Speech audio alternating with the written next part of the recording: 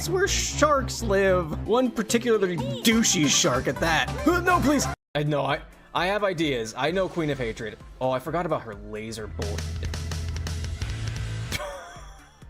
Laverne just tanked it like it didn't matter. That's insane.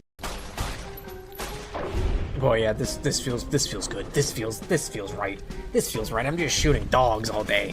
Yeah, this is a good time for me. This makes me look like a good person. Oh, you're twins. If you can kill that bastard and bring back as much as you can, you'll be paid very well. I'll be sure to take care of him. That son of a bitch was mean to me one time, so clearly he deserves to die. He committed the gravest sin of all, being a big meanie face.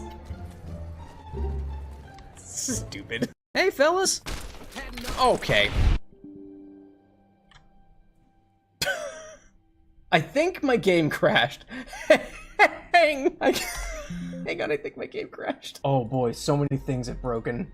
So many things have broken at once. Okay, F11 didn't do anything. F12, okay, F12 didn't do anything. I mean, yeah,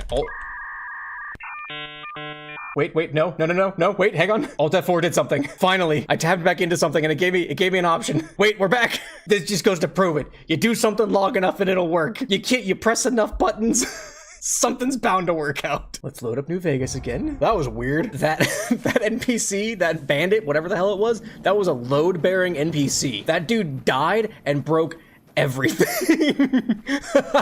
That dude was the coconut in the TF2 code that bears everything. And of course, Nemesis. Knocked your scrawny ass all the way back here. Everybody knows Nemesis. God, for good reason. I'm a married skeleton. Culture Clive. Look, I'm a married skeleton, right? I'm a happily married skeleton. I can appreciate a muscle mommy. Oh, holy fuck, a bracken! Well, there's bracken. I don't want to be here anymore. Hello, Clive. Hello. I can't see. Make this jump. Wait. I made it. You don't have to do it. Yeah! As soon as I said he doesn't have to do it.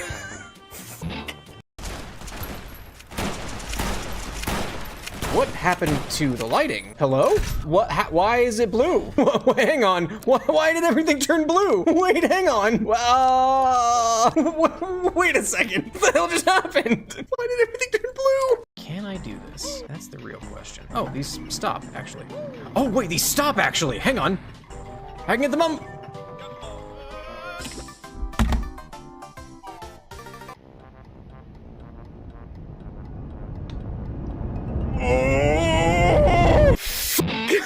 Well, we go hit the button, I guess. No, please! I don't have anything! Please! No! I have nothing! I have no gifts!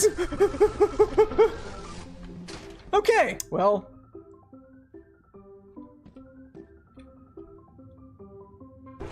Oh, Jesus! We'll be right back. Well, at least my body's right by the entrance. I could actually probably. Hello! Welcome. Welcome to the stream, everybody. How is everybody doing? How we doing? Live Life Lasagna, Pop, Foolish Jig. Welcome, everybody. Thank you for contributing your bones to the skeleton war. The lads on the front line appreciate it. Hope everyone's having a good. Hope everyone had a good week. Hope everyone's having a good Saturday. I'm still eating. Welcome back, Live Life Lasagna. I know it's been a minute. Playing Pokemon Black 2? Hell yeah, I never played Black and White 2. I heard they were good, I just never did it. I'm still eating, because I did, oh, there it is. There's the, the Kamina shades. Yeah, I'm still eating, because I did plasma this morning. My flesh suit donated plasma this morning, but there's a national saline shortage, apparently, which means that, I have extra time tacked on to the beginning and end of my my plasma donation, because I need to drink an electrolyte sports drink and eat some snack. And I also need to wait like 15 minutes afterwards. And then I had to do a quick errand before, and then I got back and I was like, I need to eat some. So, yeah, today, once I'm done eating, today we're reviewing characters. I don't know if any of y'all were around this was kind of big on Tumblr for a while. It might still be kind of big. I don't know how, I haven't seen it as often anymore. But people would like put together a slideshow. I don't have a slideshow. I'm not that professional. It just ain't happening.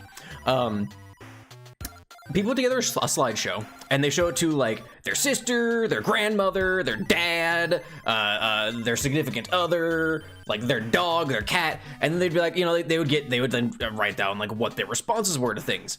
I'm doing that today with characters from various media.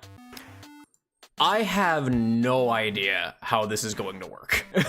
I'm going to be pulling up images of these characters, and we are going to, as I said, review them and see how it goes. We find out together, exactly. I don't have a plan. While there's an ad going, I'm gonna eat some waffles. And for those of you that have to sit through the ads, one moment, please.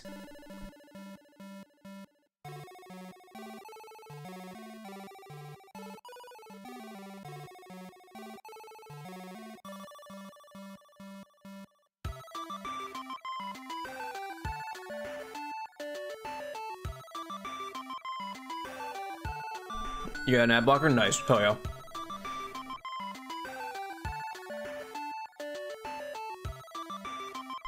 I do apologize. I'm trying not to eat into the mic, and thus I'm just like backing away and like turning my mic off so you don't hear the gross squelching of me noshing on some microwave or toaster waffles.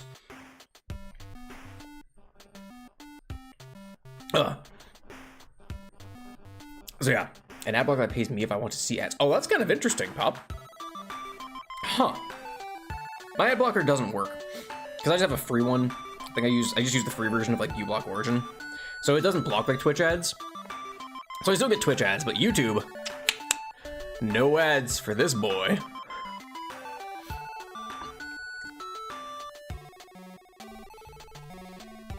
Again, excuse me while I eat more.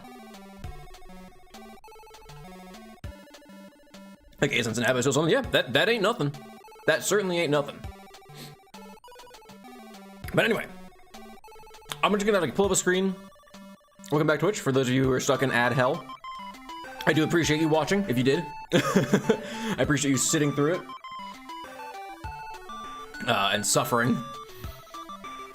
But yeah, I've got some characters here. Some of these are gonna be a little tough for me to look up. I might have to pull them up just through Blue Sky because I could probably just pull them through Blue Sky, actually. A lot of these are on Blue Sky. A couple of them are from YouTube, which I'm going to have to look those up specifically to find the images for them. But yeah, I'm going to go through. I'm going to give you 100%. I said these are characters I don't know. These are characters I know 100%. These are characters I know everything about.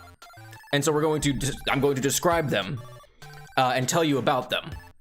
Basically, reviewing them and just, you know, testing your knowledge about these characters, not mine. I know everything about these characters. That's the premise of this celebration stream.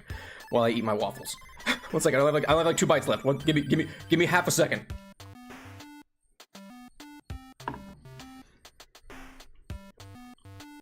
Load the stream. Let us get an extra 30 seconds of content before the ads kicked in. Nice.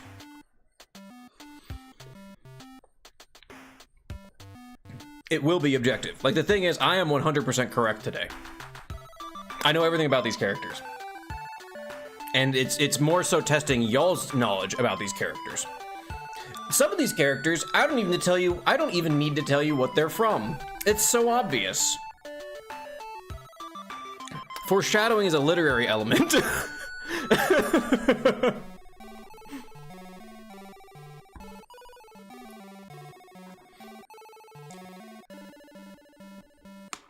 That's about a waffle, I swear.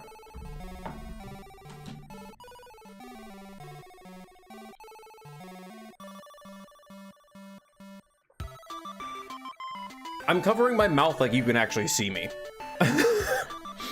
Let me immersion break for a second here. The scrawny white dude sitting in front of his computer is covering his mouth so you don't see him chewing.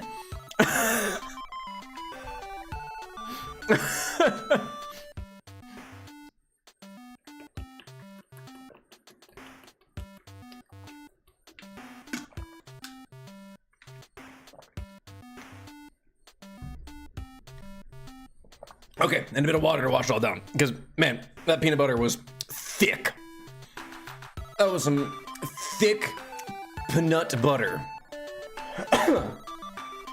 All right, I'm full of beans. I'm good to go. Okay, so I initially did this by having like different tabs pulled open, but honestly, I could probably do it through mostly Blue Sky. I can't on the screen. No, maybe I should work it to where like I have a skeleton hand come up and cover my model's face whenever I'm chewing. Art imitates reality. But yeah, we'll see. I don't know how it's gonna go, but let's get right into it. We've got a few characters. I don't have a ton of them, but we'll get through the ones that were submitted. I do appreciate everybody who sent them in. I wonder if I can just open them in new tabs like this. And can I? Okay, hopefully that works. I wonder if I can.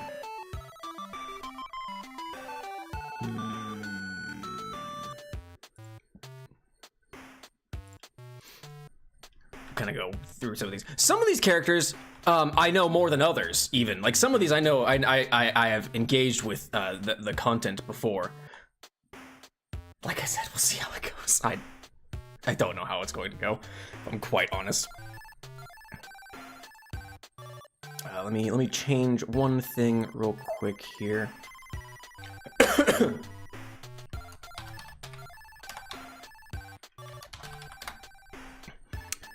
Okay. Yes. Yes, I think we are GTG. Let me just open up a few of these here. I'm opening things up in new tabs. So we're good to go. Also, welcome, Sky. Hope you're doing well. Thank you for your submissions. They will be included. And there's a couple I'm gonna have to like search up later, but we'll start with the ones via Blue Sky. I think this is all of them, but I'm not 100% sure, so I apologize if it is not the case. Okay, let me move over to here. Ranzo, things like that. Exactly, right? The old grinding Pokemon games. Yeah, there's a lot of grinding back in those ones. All right, let us leave. Bye, y'all. I'm kidding. I'm kidding. JR, welcome. Hope you're having a lovely Saturday. We're just getting started after I finish my waffles. Which was riveting. You missed out. Hopefully this works. I don't know if this is gonna work. All right, is it gonna work? It's not gonna work. Let me change something real quick. Okay. There we go. Hey, yeah, this might work. I'm gonna have to like toggle this on and off, so prepare to get flashbanged by characters just kind of throughout the whole stream. Also, Clive, I'm legally obligated to tell you that you are my sage in DQ3 playthrough. Oh, hell yeah! Am I doing well? He asks nervously. Pan, welcome. I love the Fire Hands emotes with anything in between them. It's so good, Pan. It's so funny. I got a couple of years in here also. Also, Sky, I have to admit some ignorance. I know next to nothing about Dragon Quest. I played Dragon Quest Builders 1, and I've watched my wife play Dragon Quest Builders 2 a lot. That's my experience of Dragon Quest. Actually here, one second. I want to pull up, I want to make sure I have the people who submitted these, so I have them for easier reference. Elsewhere. You're a magical force to be reckoned with. Hey, yeah, I love it. I love it. Okay, let me close this. I don't believe I need you anymore. I'm just closing tabs now. Okay. Okay. What Pokemon named after you, Bowman? Yeah, I would. There's no good skeleton Pokemon. Like there's Cubone and Marowak. Those are like the obvious ones.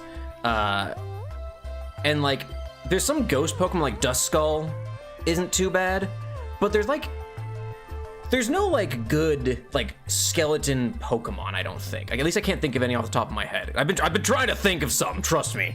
But I just can't think of any, and it bums me out. Suffering with the portfolio, so I'll just be lurking for the most part. That's fair. Just sit back, relax while I review characters. That's all we're here for. Name Reshiram after me? Yeah, I love it. Good old Reshiram. I think I played White, because that one had Zekrom, right? Yeah, because they had the inversed colors. Zekrom was for white and Reshiram was for black. When I played the first white game, because I wanted Zekrom, because I don't like Reshiram and Zekrom a whole lot, if I'm quite honest. But I like Zekrom more than Reshiram. But I will take Reshiram. Anyway, so just to recap what we're doing here, I requested characters be sent to me for me to tell you all about them, because I know everything about every character in existence. Any characters ever made from every IP, I know everything about them. This is more of a test to see how much you guys know about these characters. And I'm going to tell you about these characters, just various aspects of them, what they're about, and some of them I don't even tell you what property they're from, because it goes without saying. So yeah. Again, foreshadowing. All right, so I think these first couple are gonna be all, I think I opened these up in like orders from like top down kind of a thing from on Blue Sky right now. We have a couple from YouTube also. Once I run through these, we'll see where we're at on time. And then I'll just kind of put it to you guys for any more that you would like me to look at. But anyway, I think these first three are all from Morgtuary, my good friend Morg. They submitted a few things here. So we're starting off with a character I know a little bit more about. This is, I believe, let me access my memory banks. There's so many characters I need to remember. I believe his name is Zerx, from Black Clover. He's voiced by Johnny Young Bosch in the English dub. He uses trap magic. If you don't know much about Black Clover, right? It's basically fairy toe. Like it's fairy tale Naruto. The main character, he wants to be the Wizard King. They get magical books. It's a world where everyone can use magic, so it's a little like My Hero Academia tossed in there a little bit too. Everyone can use magic except the main character. And then like he joins a magic squad, which is basically a fairy tale guild, but it's like a state sanctioned fairy tale, or like a guild from fairy tale. And he wants to become the Wizard King, which is like the Hokage for the kingdom that he lives in. It's a lot of things. It's a little derivative. It's a lot of fun. I really like Black Clover. And like I said, this character, if I remember right, is voiced by Johnny Young Bosch. This is Zerx. He is a member of the Black Bulls from, which is the main the group, the fairy tale of Black Clover. Spoilers, you don't know about this really. He's a late character. He kind of shows up a bit later. Probably, why did you remind me? What's wrong with Black Clover, Jake? It's good. I like Black Clover. It's fun. It's an anime you cannot take seriously, or I guess a property you can't take seriously, because it is so, like I said, kind of derivative, because it is just a mix, like an amalgamation of fairy tale and Naruto and My Hero Academia and all these sorts of different things, where they also basically just transform magic into superpowers, which is kind of fairy tale's biggest flaw in my opinion. I love Fairy Tail. I'm not bashing Fairy Tail either. I love Fairy Tail. I really like Black Clover. I haven't finished it. I haven't caught up. But anyway, this is Zerx. He's a bad boy. He's got some dark history to him. He's kind of a jerk. I say kind of. He's actually kind of an active asshole. Like he's kind of just a mean-spirited, doesn't give a shit about anybody kind of character. He shows up and he's a part of this like tournament arc thing. But he's really cool. Like he uses trap magic, which is very cool. He's like, he's like 6'3", I think. He's voiced by Johnny Young Bosch, so he's got the cool like, I'm Johnny Young Bosch, like, I can't do a Johnny Young Bosch impersonation, but he's a cool character. He's an asshole. He does not treat other people well, not even his own teammates. Like I said, I think he's like somewhere like just north of 6 foot, maybe around 6'3". He's pretty tall.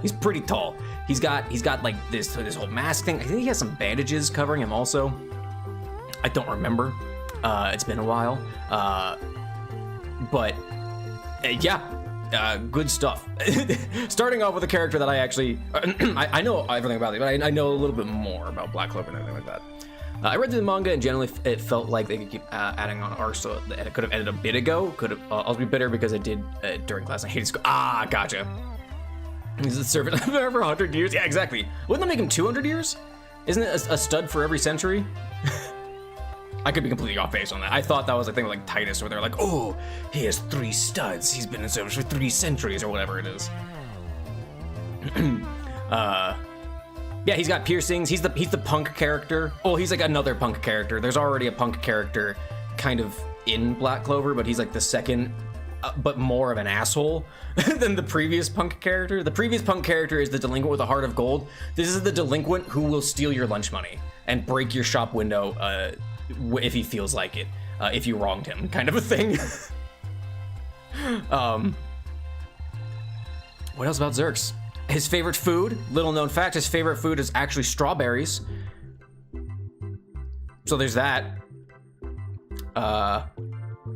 Yeah, I think he's like somewhere, probably in his I think he's in his mid-20s right about. Except for 50 gold for, gotcha. So yeah, 100, okay, you're right.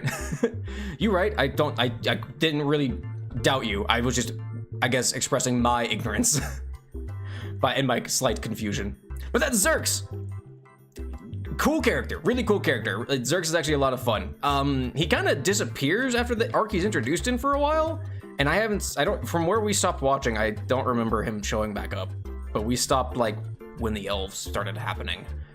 So, yeah, I don't know what his deal is. But that's Zerx. All right, let's move on to the next character. I gotta move on real quick here. Okay, all right. Can you check out the character Kisame Hoshigaki? I will add it to the list of things that I'll do once I'm done with the things that are submitted through Blue Sky and YouTube. But thank you so much, Killer Snake Lord. Let me do Kisame Hoshigaki. Oh, so you're way back there? Yeah, no, like, wait, we stopped, let me see, when did we stop? We stopped, spoilers for Black Clover. Spoilers for Black Clover. We stopped when the elves started taking over people's bodies, and we stopped, I think, right after Asta beats some sense into luck. We stopped right there. And we hadn't gone back yet. We haven't reached that point again yet. So we're a bit behind, honestly. So I don't know what Zerx's whole deal is. I don't know what's going on with that. I know that there's a bit of a time skip and Asta gets just jacked. The elf arc is like half the series, I swear. It feels like it. It's like, the thing is, Black Clover, I'm gonna take a little tangent here. I appreciate Black Clover in that, like, from almost the get-go, it seeds the overarching plot. It is really good at,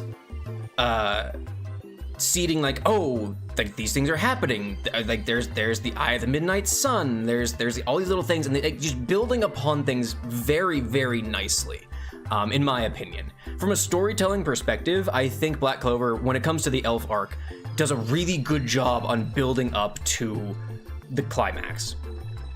I think it does. It's really well thought out. It feels like a pretty good. Since I forgot to make a submission, could you add Seto Kiaba? Kiaba. I mean, I'll do Seto Kaiba. I know of Kaiba, but we'll add him, sure. Kisame or Frieza? I mean, I know about Frieza too. But anyway, yeah. But Black Clover, I feel like does a very good job of, like, it sort of builds like a really good D&D game.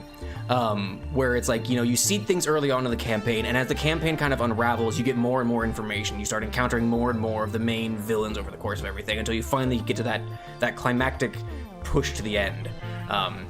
So I think it is really well done as far as that's concerned. Some of the character writing is a little iffy, but from a grand story arc, I think it is fairly well done, honestly. Also, Kimberly, welcome. Kisame or Frieza, I was gonna ask you to check out. Fair enough, but also thank you for the contribution on 2.13 thousand subscribers. We hit that 2100 really soon after I was like, I'm gonna do my 2000 celebration, and I was like, oh, cool, awesome. Anyway, we got our next character to go. But thank you so much.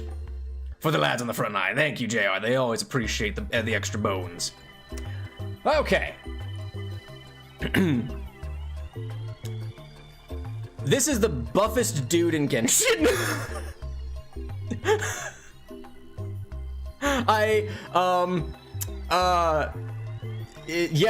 So this dude's name is, oh, I can't really make jokes here without sounding like a total tool. This dude's name is, White Snake, like the band. Like I said, he's the buffest dude in Genshin. He's the strongest. He's also kind of like what Zerx is. He's kind of more of a delinquent type character. You know, he's got his big fuck off weapon here and everything. And any dude who has like midriff like this, you know, he works out and he wants people to know it. Like he wants people to show off. He's a little cocky. You can tell by the smile, right? He's gonna take a very understand exactly. A little bit of trivia, right? Like inspired by JoJo's naming conventions. One of the few characters in Genshin to do this. To take the name of a band and give it to their characters. Maybe a little controversial, but I'm gonna be honest, I think it fits. Also got some Orochimaru vibes with the purple kind of a thing. Again, feeding into the snake design or naming scheme, right? But also, you know, feeding on, I'm going to say just Oni and like just, you know, mythological like giant-esque creatures with the horns and the belt buckle and everything like that. But again, like delinquent who works out wants you to know it by showing off these abs and these arms, right? But like also generally like similar to Zerx, like, you know, if you cross him, he's gonna bust open your window.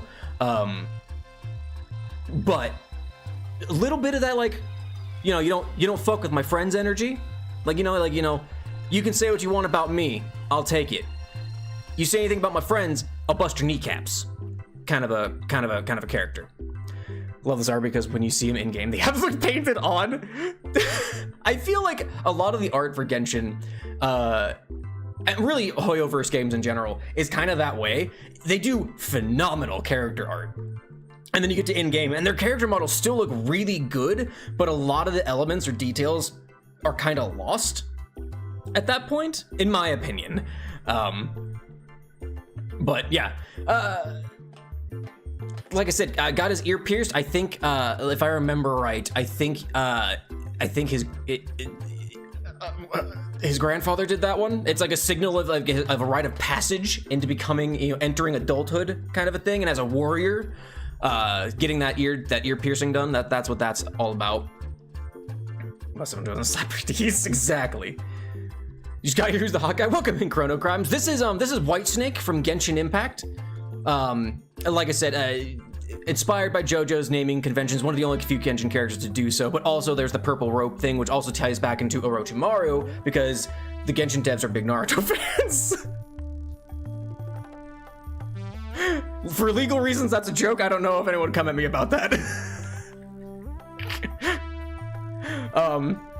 Probably, if I were to guess, just knowing my character arc, or remembering my character archetypes about him, there's a lot of Genshin characters. You gotta sift through the backlog, through the catalog, right? Mountain, like lives up in the mountains kind of a thing. It's part of the warrior training, fighting boars, fighting bears, fighting the other miscellaneous creatures in the Genshin world. Yeah, just general tough guy with like the glimmer, the tiniest little glimmer of a heart of gold beneath his rough, abtastic exterior. I hate how you were right about everything except the name of the piercing in the far. I'm right about everything, even the piercing in the name. What are you talking about? I do really like the red under his bangs. I don't know what it is about that. I really like having like one character on top, or one color on top of hair, and then having the undercolor. I really like that from like a design and dye perspective. So I do really like that. And just appreciating the character design in this in general. The purple and the dark red is really nice with the black and the gold yellow kind of a thing. I don't play Genshin. I don't care about Genshin a whole lot. I just know a lot about the lore because I know everything about it, right? I know everything about every character in existence. That's why I'm doing this. But I do appreciate their character designs. This gemstone also, just one little final note, this gemstone holds the soul of his dead grandfather. And it speaks to him in times of great need. It's very dramatic, and it's very heart-wrenching. His grandfather died stopping a boulder from crushing him right at the end of his training. Right when he got the ear piercing, a random boulder. TTS2 with electrical boogaloo. Also, Crab, hey, hello, welcome, hope we're doing all right. Just got here, what character done so far? I've done Zerx and I've done Whitesnake from Genshin.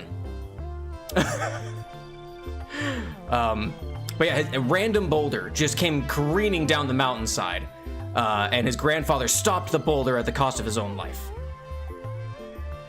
Right after getting the ear piercing. It was still, it was still red and puffy and everything.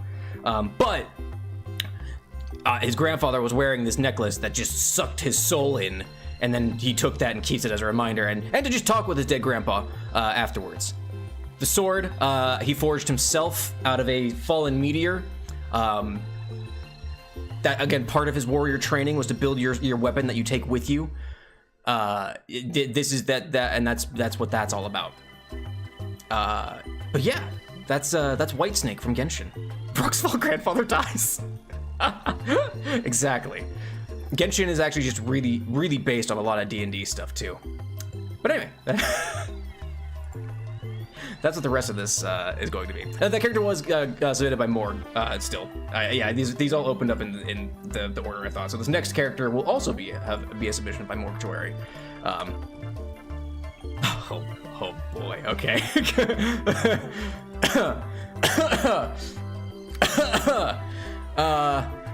We all know what this character is from, so I don't even need to say it. I am a sucker for red and black and gauntleted limbs.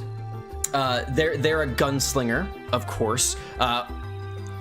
All of these zippers and everything like that. It's very much a lot of inspiration taken from like old Final Fantasy type things, the edgy zippers and whatnot. The hat, of course, signifying that once you get into their sights, you ain't making it out, and they use the bullets as part of like the crosshair. Good thing. Now I want to D&D where it's all cliche tropes. That'd be really funny, man. Just like nothing but. It's just it's more like a cartoon at that point. Like you're just going through all the tropes. That'd be really funny. The hat's good. I do appreciate the hat, Crab. Red and black are good, but red and gold and black and gold looks better. It does look good. Does look good. Yeah, another kind of like edgy, like edgy kind of character, not in a bad way, but they've got the anti-hero, like, oh yeah, I'd rather shoot first, ask questions never kind of vibe, right? Again, another kind of cocky-ish character with that little smirk there. Is a good time. Can we do multiple characters? Yeah, I mean, submit characters, go for it. We'll see how long we get through, how much we can get through all these. The feather is actually from a deceased animal companion, a hawk. This character's name is Chris. By the way, just wanted you to know that. Again, don't need to go into what they're from. We all know. It's painfully obvious. But yeah, like they're the character you get kind of like part way through the game where you're going through everything, and you pick them up. They're, like I said, they're the edgy bad kind of character that's like, oh yeah, I'll help you, because why not? I need something to do. I'm bored. I need a little entertainment, right? They have a demon eye hidden beneath their bangs here. It's actually how it helps them aim as well as they do. Kudozu, welcome. Welcome to stream. Hoping a lovely Saturday. Is this a gamble stream? No, this is not a gamble stream. I'm reviewing characters. I have characters submitted from Blue Sky and from YouTube. I'm going through everything that's been submitted prior to this, and then once we get to the end of it, I'll see if Chad has any extra ones. Like JR's putting some in here as well. I know I think you submitted a couple ones. Survivor and Jur. Was Floyd going to say his name was Octua? No, it's Chris. But yeah, they have a demon eye that helps them aim, and so that's why they're such a fantastic gunslinger. One of the best gunslingers in the world, and they're just out there in it for the fun at this point. I have a full for bringing for second worst of the stream. Let me preface this. I think Hawk2 is fucking stupid. How big it has gotten in terms of like cultural relevance. That said, like puns, I appreciate the psychic damage that making a Hawk2 reference makes, like, or does to people. I think is very funny. But thank you for your contribution to Skeleton. We're Anxious Skeleton. The lads on the front line always appreciate it. Hope you're having a good Saturday. Hope you a good week. They have these metal gauntlets because the gun that they use, the gauntlets are actually enhanced to, you know, so they can withstand the recoil from their guns because they're just so strong. So wait, you do it because if you don't get it, it's fine. Okay, sounds good. Maybe I'll show my age with this question, but what is Hawk2? Hawk2 was like 2022. It's been like 2 years at this point, I think. I don't know the exact history of it. Let's go. Know your meme history. I'm not a memologist. What it was is this woman was being interviewed for something, and it might have been a TikTok thing. But it's a sex thing. Twitch, don't get mad at me. This woman said something like Hawk2 spit on that thing, and it became the biggest meme, to my understanding, across like Facebook and like boomer Twitter and like everything, to the point where the woman has her own talk show podcast now. Like, she has gotten way more popular off of a sex joke than I think anybody ever has. Like a singular tiny sex joke. YouTube, Twitch, don't get mad at me. I'm explaining history. This is important to our cultural relevance. But yeah. No one tell Anxious must not ruin the pure one. No, they must be told.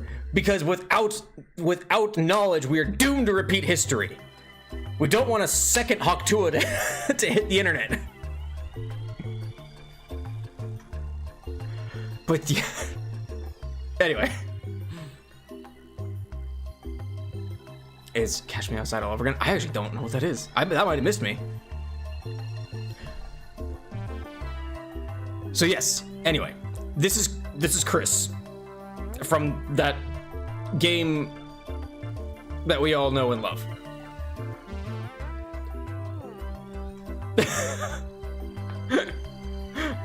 Hang on, I'm gonna check YouTube to see if I can see the new submission from Crab. That one game, exactly, Crab. Exactly. Let me see. I don't see anything yet. Crab. I don't see anything yet, but I'll check later to see if it goes through, because sometimes it might take a while for the comment to go through. But anyway, welcome back. 5 other streamers I could watch, and they're all playing WoW. I mean, that's because the new expansion just dropped. I know, like, I think Sin was playing WoW a little bit also. Sin Solstice. We've rated him a couple times. But anyway, this is Chris from that game we all know and love. They're the edgy gunslinger character with the demon eye, who joins the party, joins the player characters group, just because they're bored and they're looking for a little excitement. They've got these enhanced gauntlets because their guns are just so powerful that they needed to handle the recoil. And that's Chris. Thank you, Morg, for your submissions. Oh, if you're watching, but yeah. I just got an ad for the idea of cotton, the concept of fabric. What? What? The concept of cotton?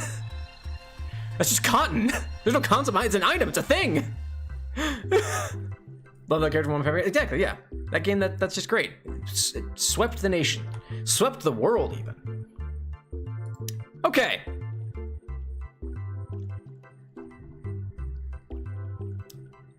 This is okay.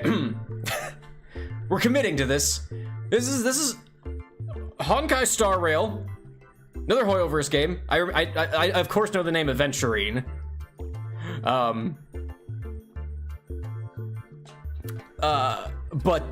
Yeah, this is from Honkai. I don't know which character I'm looking at. Which one I'm supposed to be reviewing, I guess. Clearly there's some longing going on here. This character longs for the blue, stand-in for a Greek deity.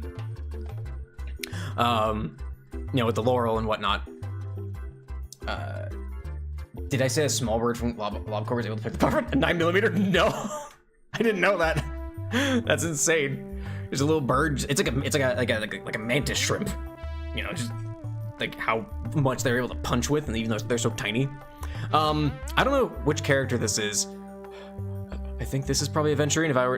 If I remember from this is Aventurine, and they're watching their ex-lover because they've gotten a bit too big, and so they said we need to take some time apart from each other. This character it has a lot of commitment issues, I guess, also, which kind of contributed to the breakup, the breaking. Oh, also, I think Pan submitted these. Let me double check. Yes, Pan submitted this one. Pan submitted, I think, the next 3, or the next 2 after this one. You're just too small-minded. The third hot guy. I think we got another hot guy coming up. Don't worry, we're good. I didn't screenshot Dr. Hughes. I think I just screenshot his first big appearance.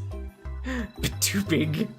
But yeah, that's about all I've got. I mean, this character, like I said, has some commitment issues. They like I said, they were lovers. They were an adventuring party together. They were, you know, that's where the love bloomed between them.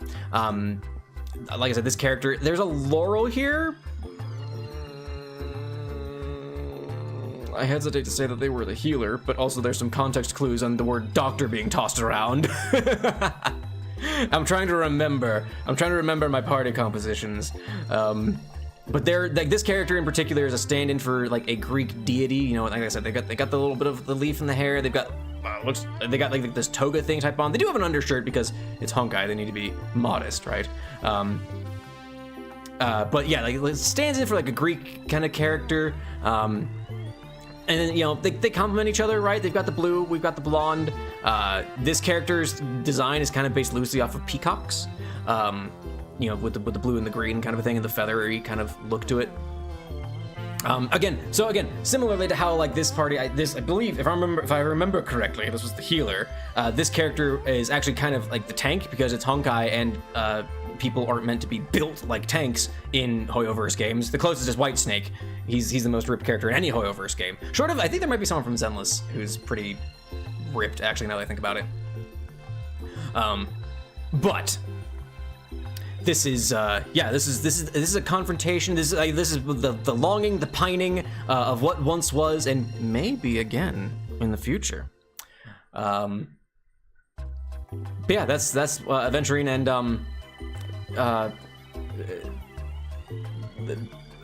Dr. Sam.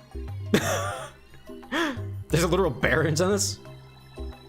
You know, I believe you, but I don't remember that. I've seen a few things. I've seen a lot of Zenless. I know everything about every character, right? But I just my memory is like I can't place that image, I guess.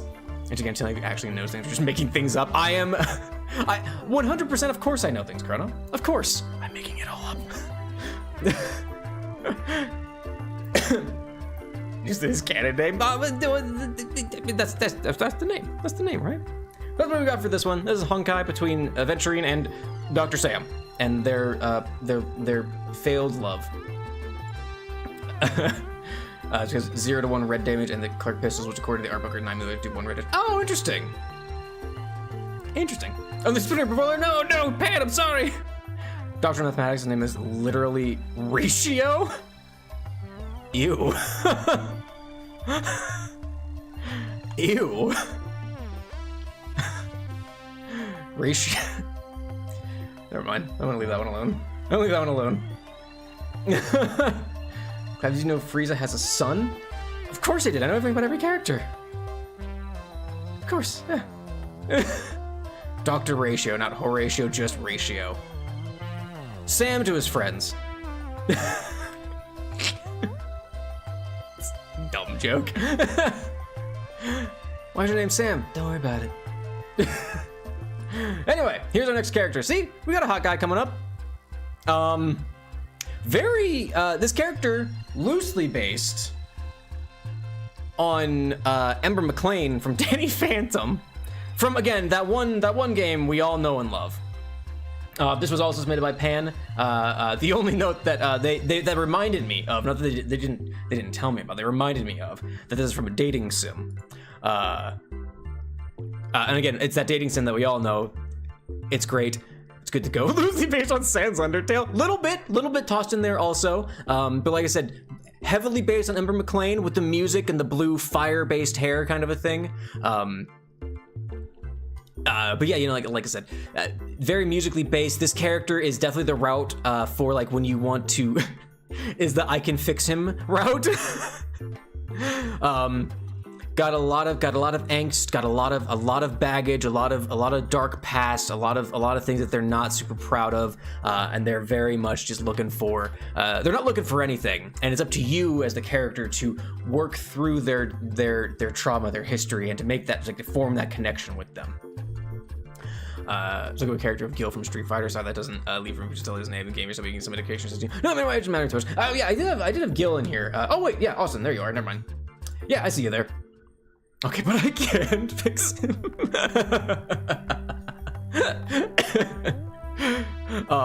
But yeah, it's that kind of a thing. As much as I say this character is based very, like, kind of inspired by Ember McLean, also a bit of Hades tossed in there, like Hades, especially from Hercules, the popular Disney film. A little bit of that tossed in there. It's like a burning kind of. I guess, how do I want to phrase this? It's like that like, there's coals there's embers that are still just kind of flickering. There's that ambient heat giving off when you go through their route and trying to figure things out and make that connection with them. Dating sim we all know, how to a boyfriend, exactly. Except it's not, because that's all birds, right? This is that other one that we all know and love. I don't want to fix him while I fight him. Sure, this is the part that is CU base. But yeah, theirs is considered one of the most, I guess, heart-wrenching paths in the game. But once you get to it, is that it's very much like this very sweet, very, very vulnerable connection between you and the character here, whose name is Joshua. Yep, it's Joshua. The little Triforce, but it's got a little, like, skull in it. I wonder if I can zoom in at all. See, it's got a little skull in it, kind of a thing. But yeah. Remember that Zelda game, dating sim with Joshua? Yeah, exactly. Joshua Graham while he was falling into the Grand Canyon. Also, JR, the average attack does 5 versus red damage. Oh, that's fair. Yeah, if 1 red damage is a 9mm pistol, well, that's like getting obliterated with an RPG. But yeah, that's Joshua from the popular hit dating sim, based loosely on Ember McLean, but with hints of Sans Undertale and a little bit of an inspiration of Hades from Disney's Hercules. Musically inclined, loner vibes, but like I said, a very vulnerable and very bittersweet ending to their route in the game. And we're going to move on from that. My favorite games, exactly, Chrono. It's fantastic. Why wouldn't it be one of your favorite games? Okay. Moving on, I know what I'm doing.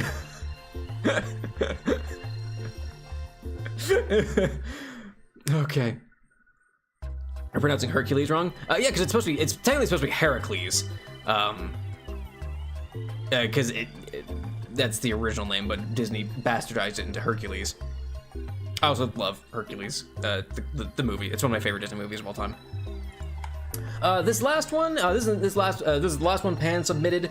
Let me go ahead and put this in up here. This is from another dating sim game, Obey Me. What is this? What's the tagline? I know what the tagline is, but I'm doing it for your reference. One master to rule them all. Yes, here we go. This is the Roven version, which is fair to call bastardization. That's also fair, yeah. Movies give a very long. Oh yeah, no, 100%. It's called Obey Me, One Master to Rule Them All. This is another dating sim, as I was reminded by Pan. This is a dating sim based around dating various villains.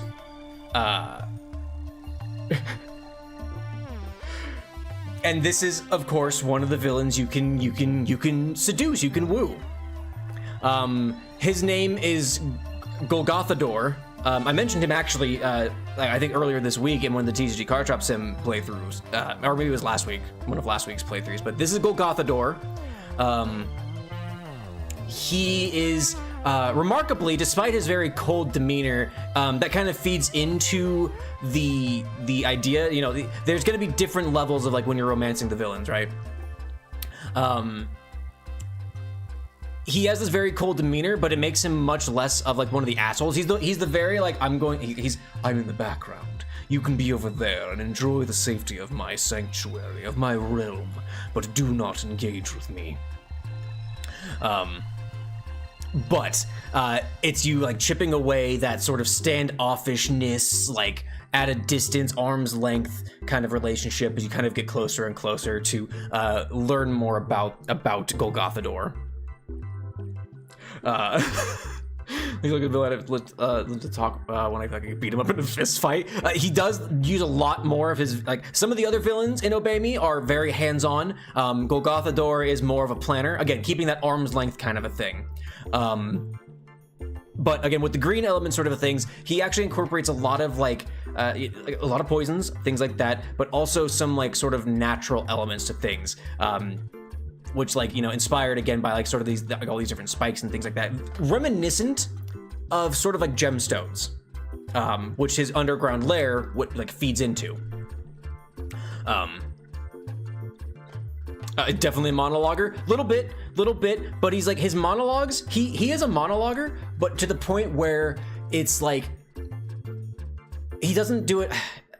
How do I want to say this? Because it sounds contradictory, but it's like when he does his monologues, it's impactful. It's not just he monologues for the sake of monologuing. It's he has something to say when he monologues. He has a purpose. He has a drive behind him, which is, of course, to conquer the surface world. Yeah. But yeah, so like the route with Golgothador is all about like, you know, again, inching ever closer and learning more about him and why he is the way he is, as, you know, pushing people away, keeping people away like at further than arm's reach kind of a thing.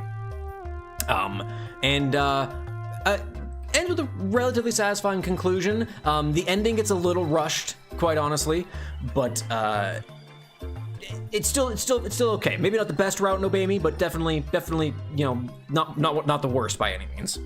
That would be Fangoldur is the worst. But that's just because it's a very toxic relationship. He looks like a misogynistic character female fans would still fall for despite his communist parade of red flags. Maybe a little, but surprisingly, actually, it's one of those things where looks are deceiving. Looks are deceiving, actually. Stardew Elliott vibes to me. You know, valid. I can see it. Forget I can fix him. He can make me evil. It's just like, oh, I don't want to fix him. I want him to make me worse. But yeah, that's Golgothador from Obey Me. One master to rule them all. That hit dating sim that everybody loves. Is everybody enjoying this so far with me just telling you about these characters you already know?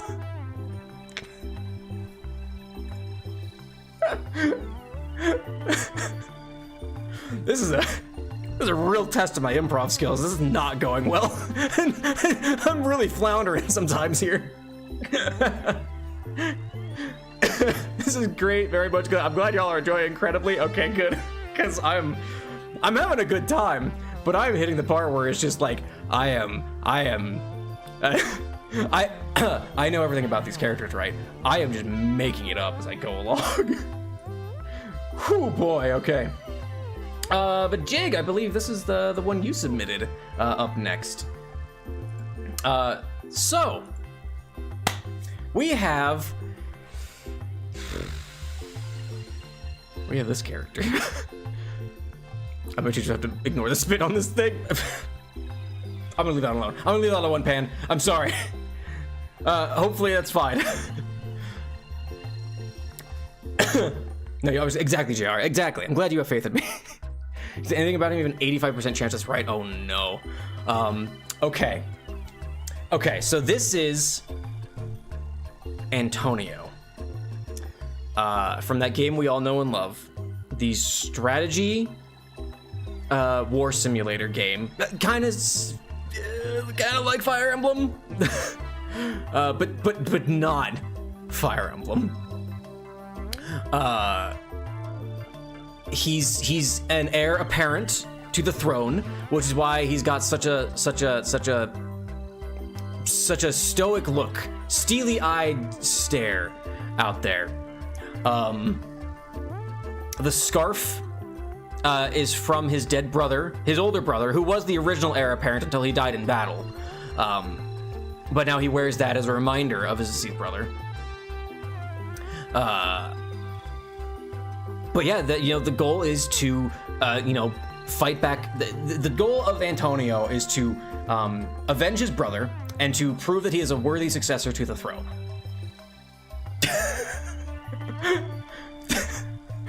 The more and more you go, the more you realize your audience isn't straight. That's fine. I'm cool with that. That's A-okay by me. Stop being random character being so wrong. I'm just saying. I just say I know what's going on. I just saying what's going on. But yeah, Antonio's whole goal is to avenge his brother, prove himself as a worthy new successor to the throne, to his father, who Boromir-Faramir situation, kind of, right? Where like their father, the king, he's old, he's aging. Well, granted, fucking what's his nuts isn't the king. He's just and what's his title in Lord of the Rings? I don't remember. It doesn't matter. He sucks. The Steward of Gondor. That was the title. He liked Boromir more. Boromir was the favorite kid. That was Antonio's older brother, James. James was Boromir. Antonio is Faramir, who's like just as good, maybe not as charismatic as James was, but he's going out to prove something to his father, to himself, and his country. Fights with unless it's just weird perspective, I think it's a little short sword kind of a thing, but he's a fast fighter. He's not a big heavy hitter like his brother was. He's more about the dodging, weaving, getting just like quick slashes in here and there. Yeah, that's Antonio. Good character, a lot of baggage to this character, but yeah, that's Antonio from that game and or anime adaptation we all know and love. I was talking to some friends about doing a rewatch of the anime he's in, but the idea of having to experience him again put us all off rewatching it. He looks like he can dodge a wrench, exactly, which means he'd be fantastic for dodgeball. I programmed it, JR. Hell yeah, nice. But anyway, yeah, that is Antonio. From again, that game and or anime adaptation that we all know and love. Thank you, Jig, for the contributions. Thank you everybody who did submit characters and whatnot. They treat him like he's a prototype, but he is the least interesting isekai boy you could imagine. Oh no. Of course, reincarnated into this fantasy world where he's trying to prove that he's better than his new brother.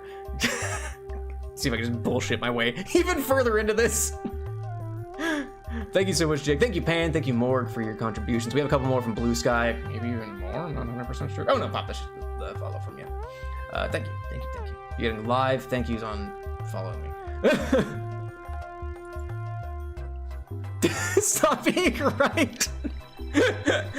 How much can I just fool you all into that I actually know what I like with these things? Cooking, but welcome, stream ending. No, I'm just using the same scene as Guess the Game, so it has the same music. No, I'm just swapping characters. We're reviewing characters that I know 100% things about that people submitted, and giving them actual, like, just reminding them of these characters. A little actual spider's more interesting as a protect than him. What's her name? Komoku? Is that her name from So Almost Spider So What? I haven't watched So Almost Spider So What because it was basically just slime redux, in my opinion. But yeah, we're just going through Blue Sky submissions right now. We'll get to YouTube and then we'll do some stuff from chat as well. Kumo Desu. Based on what I saw when I popped in for a second, while you were doing anime characters, I probably should leave because I know too much about anime. You know, valid gawking pool. If you want to hang out and chill, it's not all anime characters, because actually these next 3 are going to be from Dusk, the Plague Nurse, our friend Dusk. Yeah. Here's the thing. That's the human protagonist. He sucks. I hate him. I want to skip every scene. Oh wait, that's actually from So Almost Spider So What? Oh, that's funny. The character art looks a lot like my wife thought he was from Valkyrie Chronicles, actually, or Valkyria Chronicles. So that's interesting. Anyway, we've got our next character up here, which is from that one Kamen Rider series that we all know and love, of course. Yeah. Yo, Valkyria Chronicles mentioned? Sky. I have not finished the first Valkyria Chronicles because I'm bad at it. I love the first Valkyria Chronicles. Or I don't know if it's the first one, but the one that came out in like PS4 like a while back. I think it might be PS3. I love that game. That game is so good. I haven't played the rest of the series because I want to finish that game before I move on to it. I just need to sit down and do it. But I love that game so much. Five Nights at Kamen Riders, right? But it's like this is okay. This is Pumpkin Bear Jamboree. That's they're one of the villains from, again, that Kamen Rider series that we all know and love. If Welkin's there, that's the first one. Yeah. Really, I didn't like Welkin all that much, honestly. But I think he's kind of flat as a main character. He's a good boy, but I need to go back to it. This Fortnite looking ass ruined my screen. I actually really like this design. You know, the Five Nights at Freddy's jokes notwithstanding, I think this is kind of rad. I love this. Glam Rock Kamen Rider. You love Welkin? He just felt kind of boring to me, honestly. But he was a good boy at the very least. But again, I also only made it like maybe 5 or 6 hours into the game. Maybe he gets cooler. I don't know. I appreciate him for the good boy that he is. And I also just love the gameplay of Valkyria Chronicles. Also, Grab! We got a joke going while we're looking at this character's name was Pumpkin Bear Jamboree. That's right. I had to remember my brain bones weren't clacking as well as they could have been. Anyway, we got a cowboy joke rolling up here.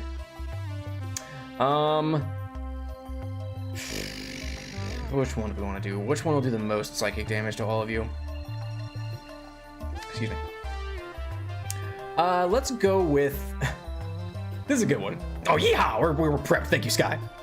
Okay. This is probably this is a good one. It's a bad one, but it's a good one. 2 cowboys are lost in the desert. One cowboy sees a tree full of bacon and shouts, "It's a bacon tree, we're saved!" He runs toward the tree and gets shot. It wasn't a bacon tree. It was a ham bush.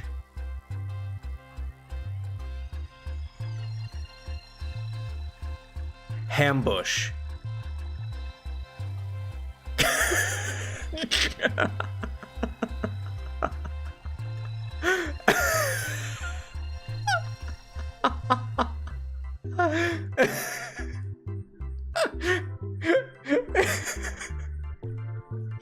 It's a good one. It's a good one. It's so dumb, but it's really funny. It's like to me, it's actually legitimately funny.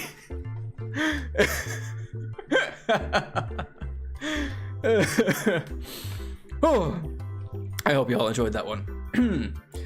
Anyway, Pumpkin Bear Jamboree. They are a villain of the week from, like I said, that one Kamen Rider series that we all know and love. their whole thing is, you know, is rad tunes. They fight with the power of sound. Yeah, they've got like very, very 80s synthwave sounds, right? Like it's very much like, oh yeah, like the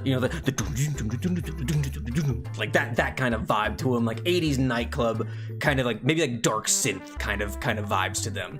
Despite their bright palette and everything like that, since dark synth is known to do the most damage in the world of Kamen Rider. I hope you are all astounded by my confidence in this. They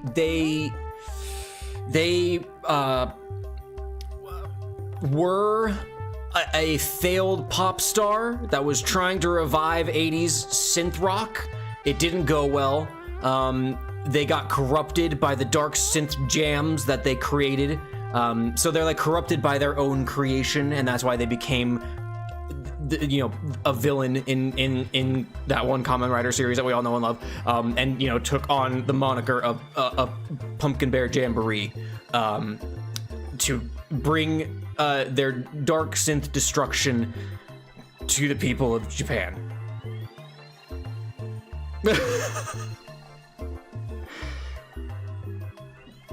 They have kind of like Monokuma. They have a high-pitched voice, which kind of, again, contrasts the dark synth waves that they generate from their synth guitar. And that's Pumpkin Bear Jamboree. Not a lot of lore behind Kamen Rider characters, I know. God, I'm going to piss off so many people. Who would this? This is one that people might actually come and find me and hunt me down over.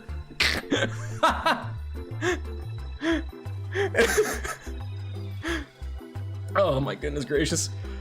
But yeah. No, I'll wait for a second to switch it on an ad. Oh boy. So anyone who doesn't have ads and or YouTube, how you doing? Y'all having a good time? I'm having a good time. Like I said, this is testing my my improv skills to the limit.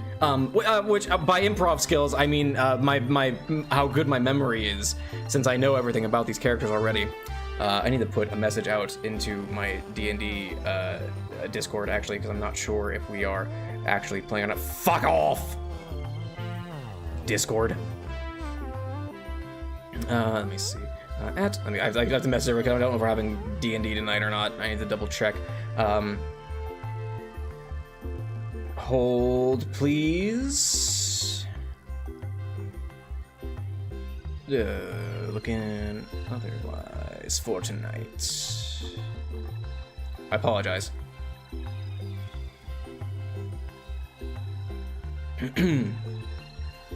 Anyway, yeah, this is testing my memory on recalling the bits of lore related to these characters and, like, you know, their motivations, what they do, their powers, and the various other things related to them.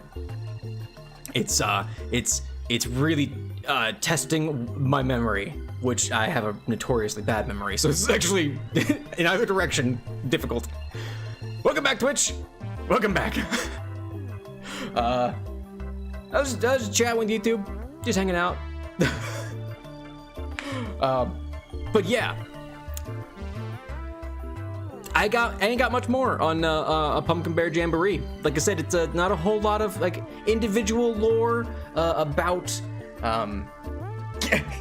about Kamen Rider villains.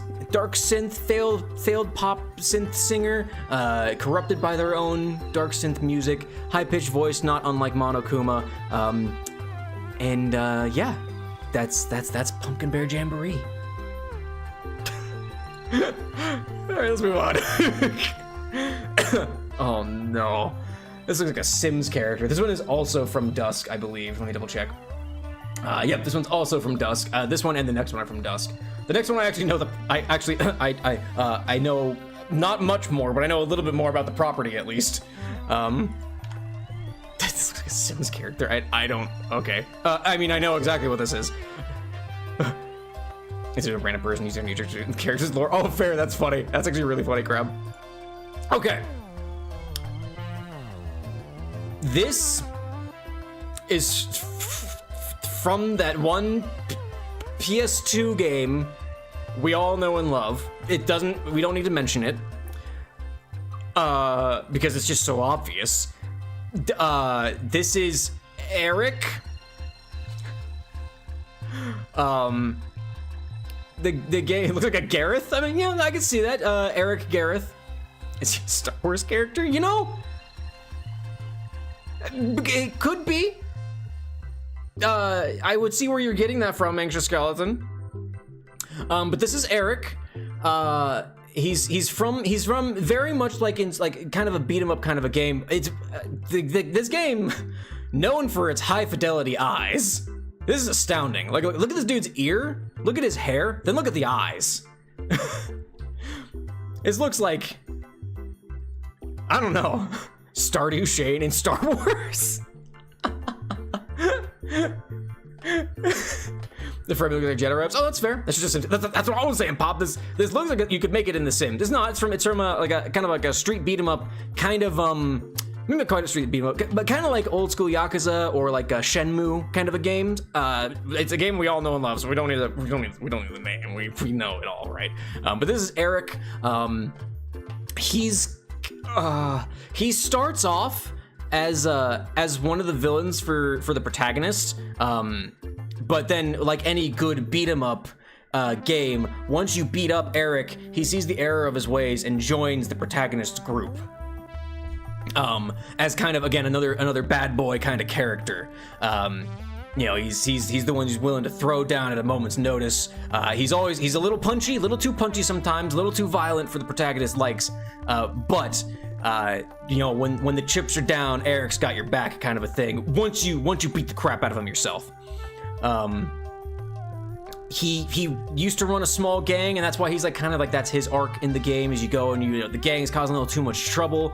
You go and you confront them. You beat up Eric. Eric goes away for a little bit of time, then he comes back. He's like, you know what? Well, I think I've realized what you're doing here is the right thing. I'd like to help in any way I can. He doesn't have his gang anymore. The boys left him after their loss, after their defeat. But then he decides to use his fists for good afterwards. Secretly loves cats. Huge cat lover, actually. Always keeps like little cat toys in his pockets. When he sees a cat on the street, he can just stop and play with them. Which adds to some comedy after he's joined the group.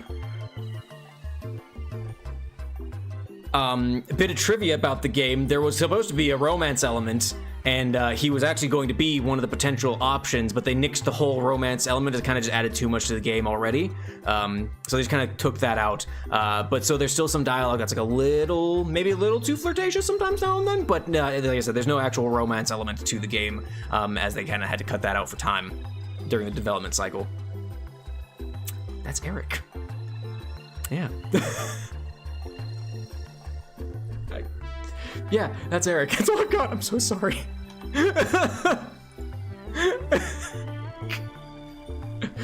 Well, it's okay, Chrono. You don't get to romance him because they took it out. Oh no. Okay. Okay. Oh, this one might get me in trouble too. I actually need to like maybe zoom in a little bit, the quality may be a little lesser, but we're good. We're gonna live with it. So this is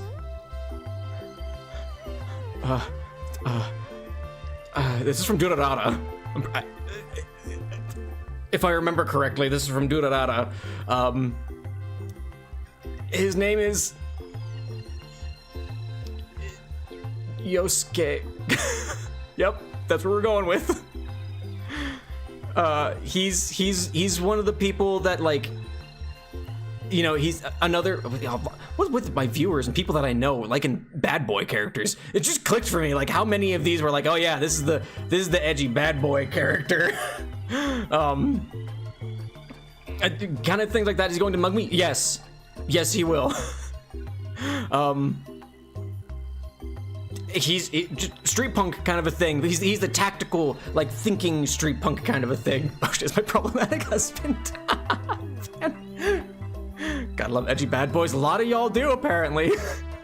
A lot of y'all like these bad boy type archetypes. He's the planning, the thinking kind of. I'm trying to remember with Durarara if he's the actual antagonist or if he's like a duder antagonist or I guess secondary antagonist. Duder antagonist, is that what it is? I don't remember. But he's like, he kind of like pulls some strings and causes some mischief here and there, and is just kind of generally a dick. I apologize to everyone who likes this character. Although, to be fair, if you like him, you probably like him because he's a dick. He will cut you, he will mug you, he will do everything in his power to make your life miserable, just because he can. And it's a survival of the fittest kind of world. Was I was like 15 watched it, of course I like the edgy ones. Let me be real for a second here. No jokes aside, I don't know that much about Durarara. I know the one scene where the blonde dude with the glasses punches a guy so hard he does several flips in the air and his clothes fall off. Same blonde dude in the glasses also throws a vending machine or regularly throws vending machines at people. That's like the extent of my knowledge. There's a headless girl who rides a motorcycle. That's like all I know about Durarara. Guys, one more character? Sure, can we add it to the list of the chat ones that we'll do once we're done with Blue Sky and YouTube? Absolutely. My wife and I have always intended to go back and like watch through Durarara because it's supposed to be really good. Also, somebody, hang on, I need to look this up. The creator of Durarara also did something else that I think got fairly big, but I don't remember. Now I'm looking this up. Written by Ryogo Narita. They did Bakano, that's right. And Bakano's great.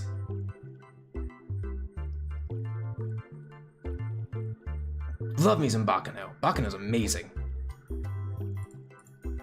I always forget that the creator of Durarara is also the creator of Bakano, which also kind of similar vibes, honestly. It kind of makes sense. But yeah. Blitzwing. These characters I'm gonna have their names for, obviously. So like it kind of like I wouldn't have needed them anyway, but you know they're there. But yeah, the backstory, the blonde guy with the glasses that he broke all of his bones as a kid. Now his bones are super strong. That sound, you know what? Fair, valid. Somebody's advantage is hear that. I mean, yeah, that's what it is. Durarara is wacky. It's a really wacky series from what I remember. But yeah, that's Yosuke from Durarara. He'll cut you. He's a dick. He's the calculating kind of mastermind kind of dick. So everyone loves him because of that reason. So yeah, that's one that's like I just straight up unsure. TFA Transformer sounds good. Thank you so much, Kimberly. I'll get to those ones once. I'll get to. We'll go through the Blue Sky ones. Then I'm gonna have to pull up the YouTube ones. Then we'll do the chat ones from the day. Lots of spinning up the street. I'm sorry, Pam. Okay, this one. Those were both by, or those last three were from Dusk. Thank you again, Dusk. These next two are from Sky. So. I do know one of these fairly well, because I do really like Log Horizon. And the other one, of course I know, 100%. But, oh, I forgot, wait, hang on, I just realized Dusk gave me the names of these people. And I just completely didn't read them. I grabbed the images and forgot to read them.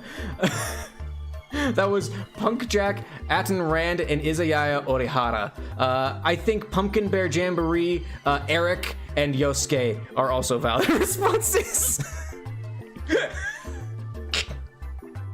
I completely just didn't read the names. I grabbed the images. I'm an idiot. I'm a fucking moron. Okay. This is Hibiki Tachibana from that one series that we all know and love. Okay. This is a like sort of like a modern. It's from a series that we all know and love. It goes without saying, obviously, right? It's kind of like a twist on Magical Girls kind of a thing, where they get like, you know, these like more like mechanical upgrades rather than it being like straight magic kind of a thing, right? So it's that kind of an idea. They're like like magical girls as a space patrol force kind of a thing. I don't know if you can hear me face palming my own bullshit, but Hibiki, as they're known in the hood, is the because anime can't have buff ladies, is the strength character. They're all about punching. They're all about being the strength kind of a thing. So you know they're the bruiser character of the magical girl crew from that franchise we all know and love. What the fuck? Of course I'm not. I know what I'm doing. I know what I'm all about. Anxious. But yeah, they're the strength-based kind of like I said, space magical girl strength-based that archetype of this. Also kind of like the hot-headed, just likes punching things kind of a character. There to support everybody, like because of course the strength-based one has to be the like, you know, why don't we just punch it? Kind of a solution to everything. I can't get Rainbow Dash out of my head for some reason, but that's like the character I'm equating this to, like personality-wise. That like kind of spunky, you know, rushes headlong into things kind of character personality. They clash, of course, with some of the other members of the group because of that, but that is Hibiki Tachibana. They're the strength-based member of a space-faring magical girl peacekeeping force. Yep. I'm so brain rotted by product. We know that magical girl called me a thing in the name of love and justice. I mean, yeah, it's valid.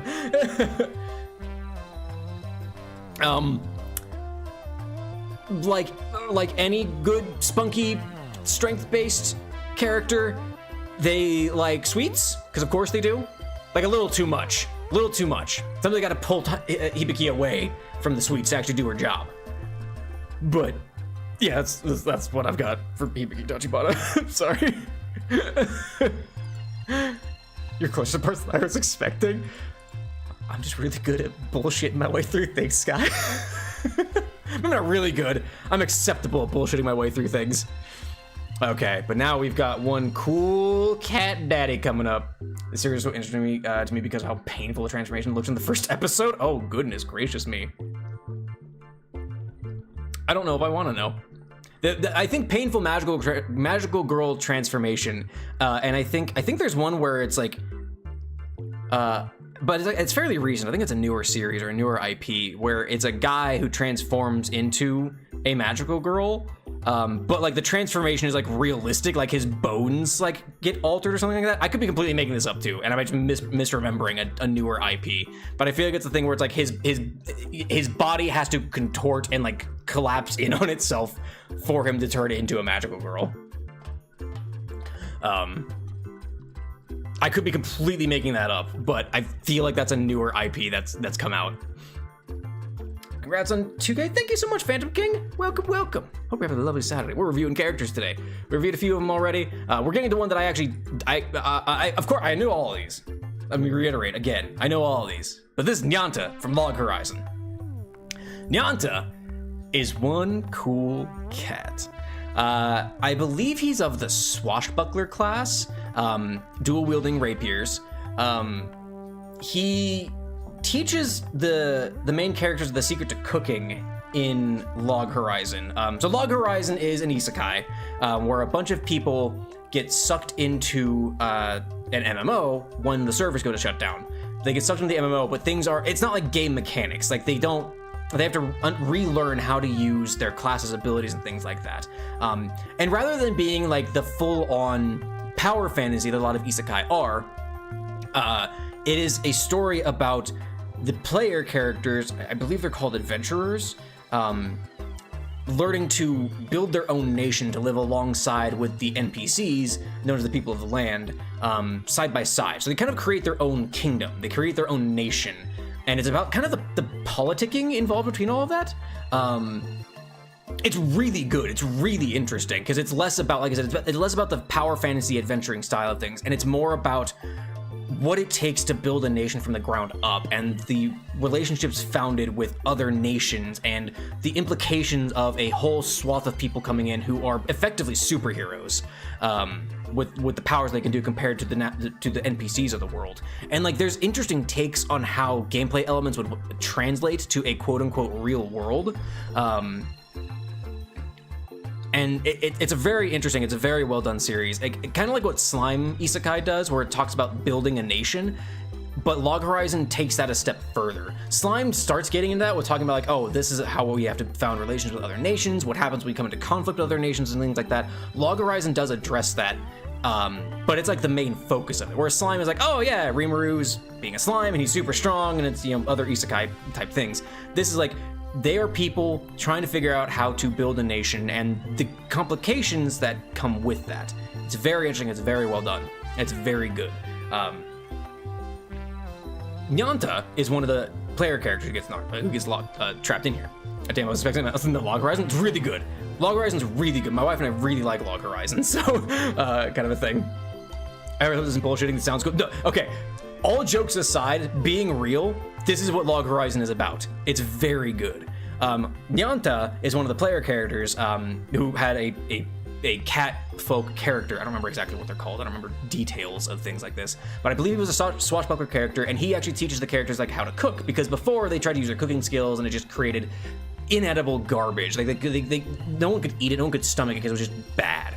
Nyanta figured out that you like need to actually cook things, but you still need to have a cooking skill of an adequate level to do it. And so like he focused a lot when he was playing on building his role-playing his character kind of a thing.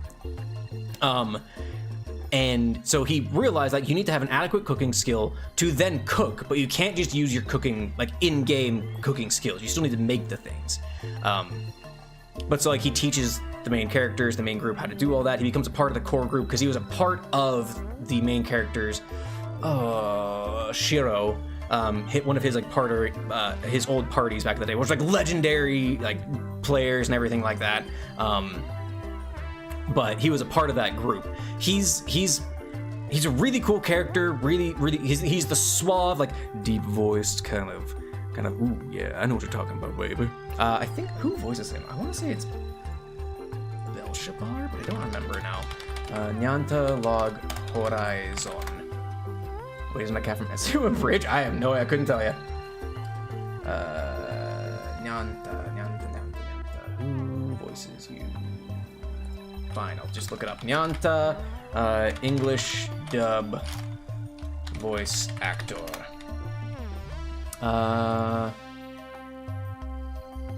Jovan Jackson. He's in a few things, but like Nyanta's, I think, one of the bigger things. He's in Baki. He's in new Baki. That's kind of fun. This is not a voice actor look up though, but he's got the suave voice. You tell me the cat is hot and nice to have confirmation. He's cool. He has, in my opinion, a problematic relationship with a young girl. It's very one-sided. At a lot of times it feels like the girl is just having like, she has a crush on her mentor kind of a thing, right? But he doesn't really do anything to really dissuade her from it. It's a little problematic. But he's like the mentor kind of thing. It's a little awkward at times. He does not pursue this young girl. I will say that. He doesn't do that. It's more that he doesn't do anything to dissuade her, but he doesn't really do anything to confirm either.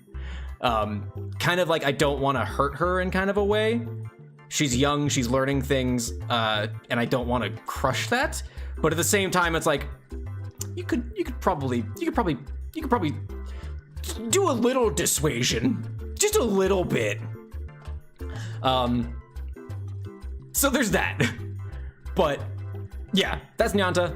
He's from Log Horizon. Log Horizon's really good. If you like isekai, or if you don't like isekai even, it is an isekai, but it does it doesn't have the usual trappings of isekai, and it's very good. It's a very fun watch. It's very interesting in terms of how they build a nation. But that is Nyanta. Now I need to start pulling up people from YouTube side of things. Thank you so much, Sky, for the contributions. Now I gotta pull up some stuff from YouTube. Let's see. Gil Street Fighter Third Strike.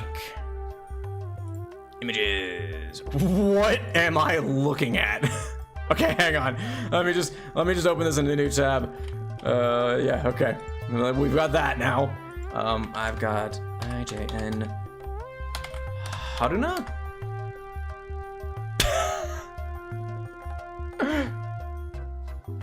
We'll do Can Cole. I don't know if Serpiter's here, but I'm not gonna review a ship. What's actually exactly? To my last. Okay, you know what? I'm opening these in a different order, but sure, I need y'all to suffer from that thing. Then we've got a few from Songs of Grief Soil. I'm just gonna pull up all the YouTube and the ones that have been suggested so far.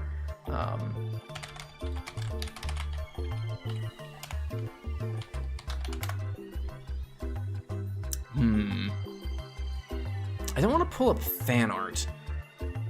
I don't know if these are actual fan art or if this is the comic itself. Can you confirm, JR? Are these official drawings? I don't want to pull up anybody's fan art of anything.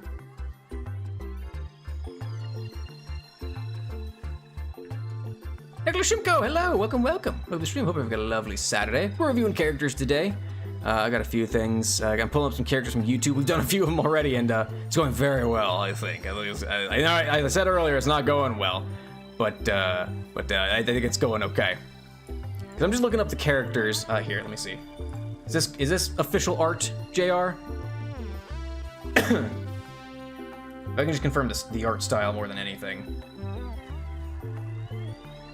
Yes, okay. All right, sounds good. Let me pull up the rest of them then. Okay, so that's Daini and Har. Okay, so then let me pull up. I'll pull up the other Songs of Grief Soil character, Jir. Oh, who's this? I have a follow-up character called Urian for Gil from the same game. Okay, hang on, let me pull up something else here. Or Jester, okay. Jester, Songs of Grief Soil. It gave me Black Clover. It gave me Pomni and someone from Black Clover.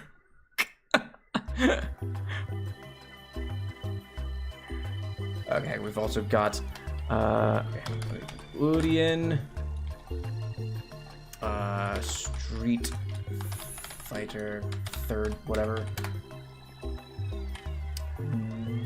Gabrielle, Ultra Kill, Saint Rain World.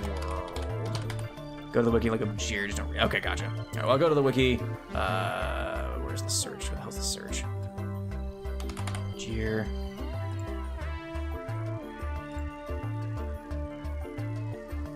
There we go, okay.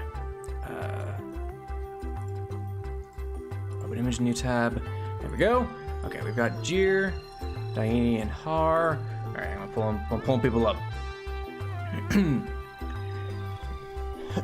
I use a specific Seto Kaiba for my character? Wait, more specific than just Seto Kaiba? What are we talking about?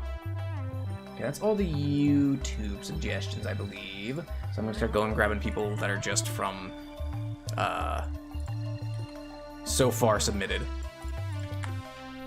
Kisame Shigaki. Oh, it's a Naruto character. I didn't know that. I mean, I 100% knew that. I try and guess how they're related. Oh, fun. Okay. Seto Kaiba. Of course, we all know Seto Kaiba. I already know Seto Kaiba, but we'll get to Seto. The Dark Sides of Dimensions Kaiba. Okay, hang on. Dark Side of Dimensions. Oh my Goodness gracious, how did they make him edgier? Frieza from DBZ. Are you only taking anime characters? No, I'm taking characters from games, anime, manga, cartoons, TV shows, whatever it be. Oh shoot, what was that Survivor from? Survivor from Rain World. Got 2 Rain World ones, so I'll pull those up back to back as well. It's alright, now we've reached the admin part of things. Any characters, but mostly hot anime men? I don't even know what it's mostly. We've had a few that are... No, actually, you know what? You're fair. It's mostly hot anime men. Let's swing Transformers animated. I love the art style for Transformers animated. It's so good. Don't worry, I've also requested a hot man. Yeah. Did I spell this right? I did not. I spelled urine instead of urine.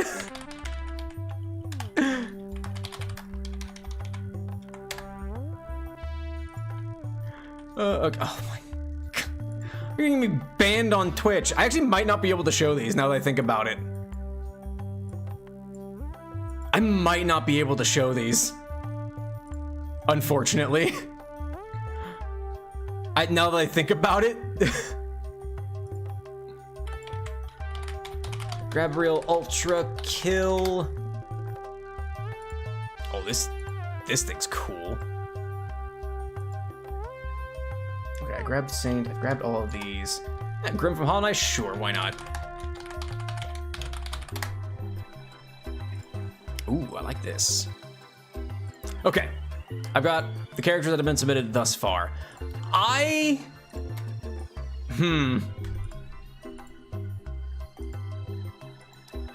don't know if I can show these on stream. These might get me banned.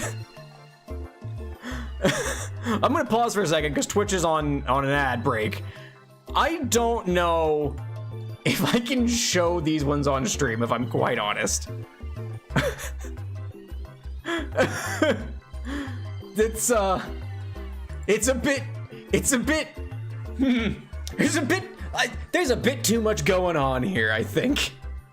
I'm gonna wait for Twitch to come back, but I have concerns. I don't necessarily know if I have questions, but I definitely have concerns. Let me double check. Okay, hang on. Okay, no, yeah, okay. I'm checking my D&D things.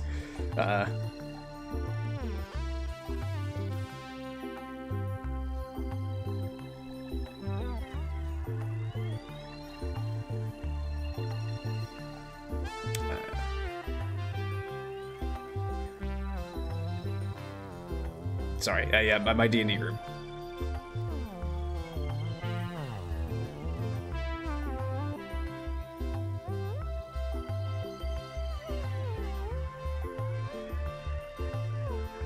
Sorry, I'm answering my D&D thing.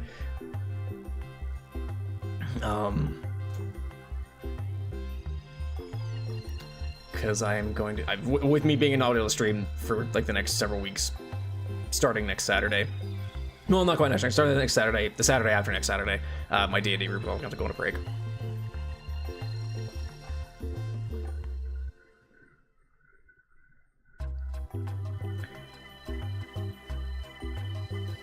Through December.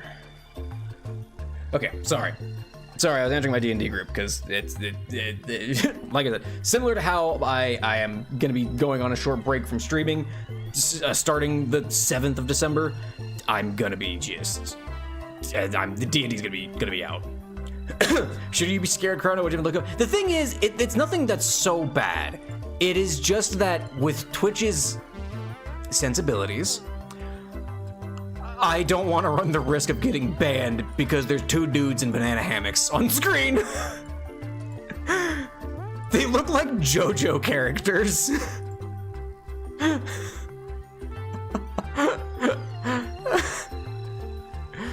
There needs to be a gag in a cartoon where the character's watching a cartoon in it, but the cartoon is filmed in live action. Oh, that's funny. They like invert it. I feel like I've had that thought like when I was a kid. I was like, why are cartoons and cartoons? Shouldn't they be live action? Just to like flip it, but yeah. I think I have to make the executive decision that I'm gonna have to not look at Gil or Urian on screen. I will do the review of them, but I'm not gonna show them for fear of Twitch banning me. But I'm sorry, I'll still review them. But yeah. Okay. And in fact, let me look at these characters. None of these other ones are bad. So we should be okay. Weirdly, I think Frieza might even be like maybe a bit of a risk, but I feel like if Frieza can be in Dragon Ball Z and shown, we'll be fine. But anyway, I'm going to start with the Songs of Grieve Soil characters here. Let me pull up the screen here. So this is the Jester, or this is Jester from Songs of Grieve Soil. Songs of Grieve Soil, if I remember right, is a Minecraft mod, like an adventure Minecraft mod. I think, or like a PvP Minecraft mod. I don't remember exactly now. His name is Jur. Gotcha. Look up Gil official art. I mean, they look like a Jester.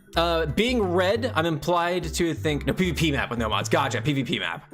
I'm inclined to think that Jir is, oh, they're a Hotman, I should have guessed. Yeah, they look like JoJo characters. But anyway, we're talking about Jir. Did the Jester with the red, I'm inclined to say more like evil Jester. Also, they got knives, so you know, why wouldn't they be the evil stabby Jester type of archetype? As with any Jester, they're capricious. They're not known to be. They're difficult to predict in their movements and what they're doing. But so yeah, like you know, they can come out, throw some knives at you, which they do throw them. They're not stabbing with them. Like they're throwing knives, kind of a thing, right? That's how they fight. They move around. They're hard to pin down. You'll hear a whoo-hoo right as you get stabbed in the back by a throwing knife. Really just murderous clown vibes, kind of a thing, is what you got out of this. Like that classic archetype of like, oh, the Jester's gonna get you. The Jester's gonna get you. That's what their whole thing is. So yeah, I love just him and Jevil are my lifeblood. Jevil's God, Deltarune. Deltarune's a good time. I don't know if I'll ever play Deltarune on stream because it's a little much. I've also played through Undertale a couple of times, and it's like, I feel like, as much as people like watching Undertale, I don't feel like it's a good viewing experience in my opinion. So I don't know if I'll ever do Undertale or Deltarune on stream. But anyway, they're good games. I'm not saying I don't like Undertale or Deltarune. They're really good. I don't know if I would do so.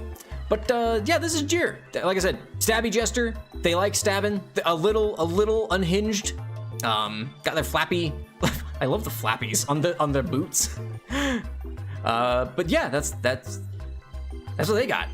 Very, very mysterious. Not a lot known about Jir, other than, you know, they show up, they get the stabbing with a whoo, and then they vanish.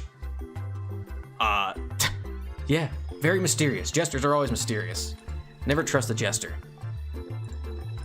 Next up, we have, I believe this is what, Daini and Har? Even one clown kills tax evaders with knives. Can you explain his lore in one sentence?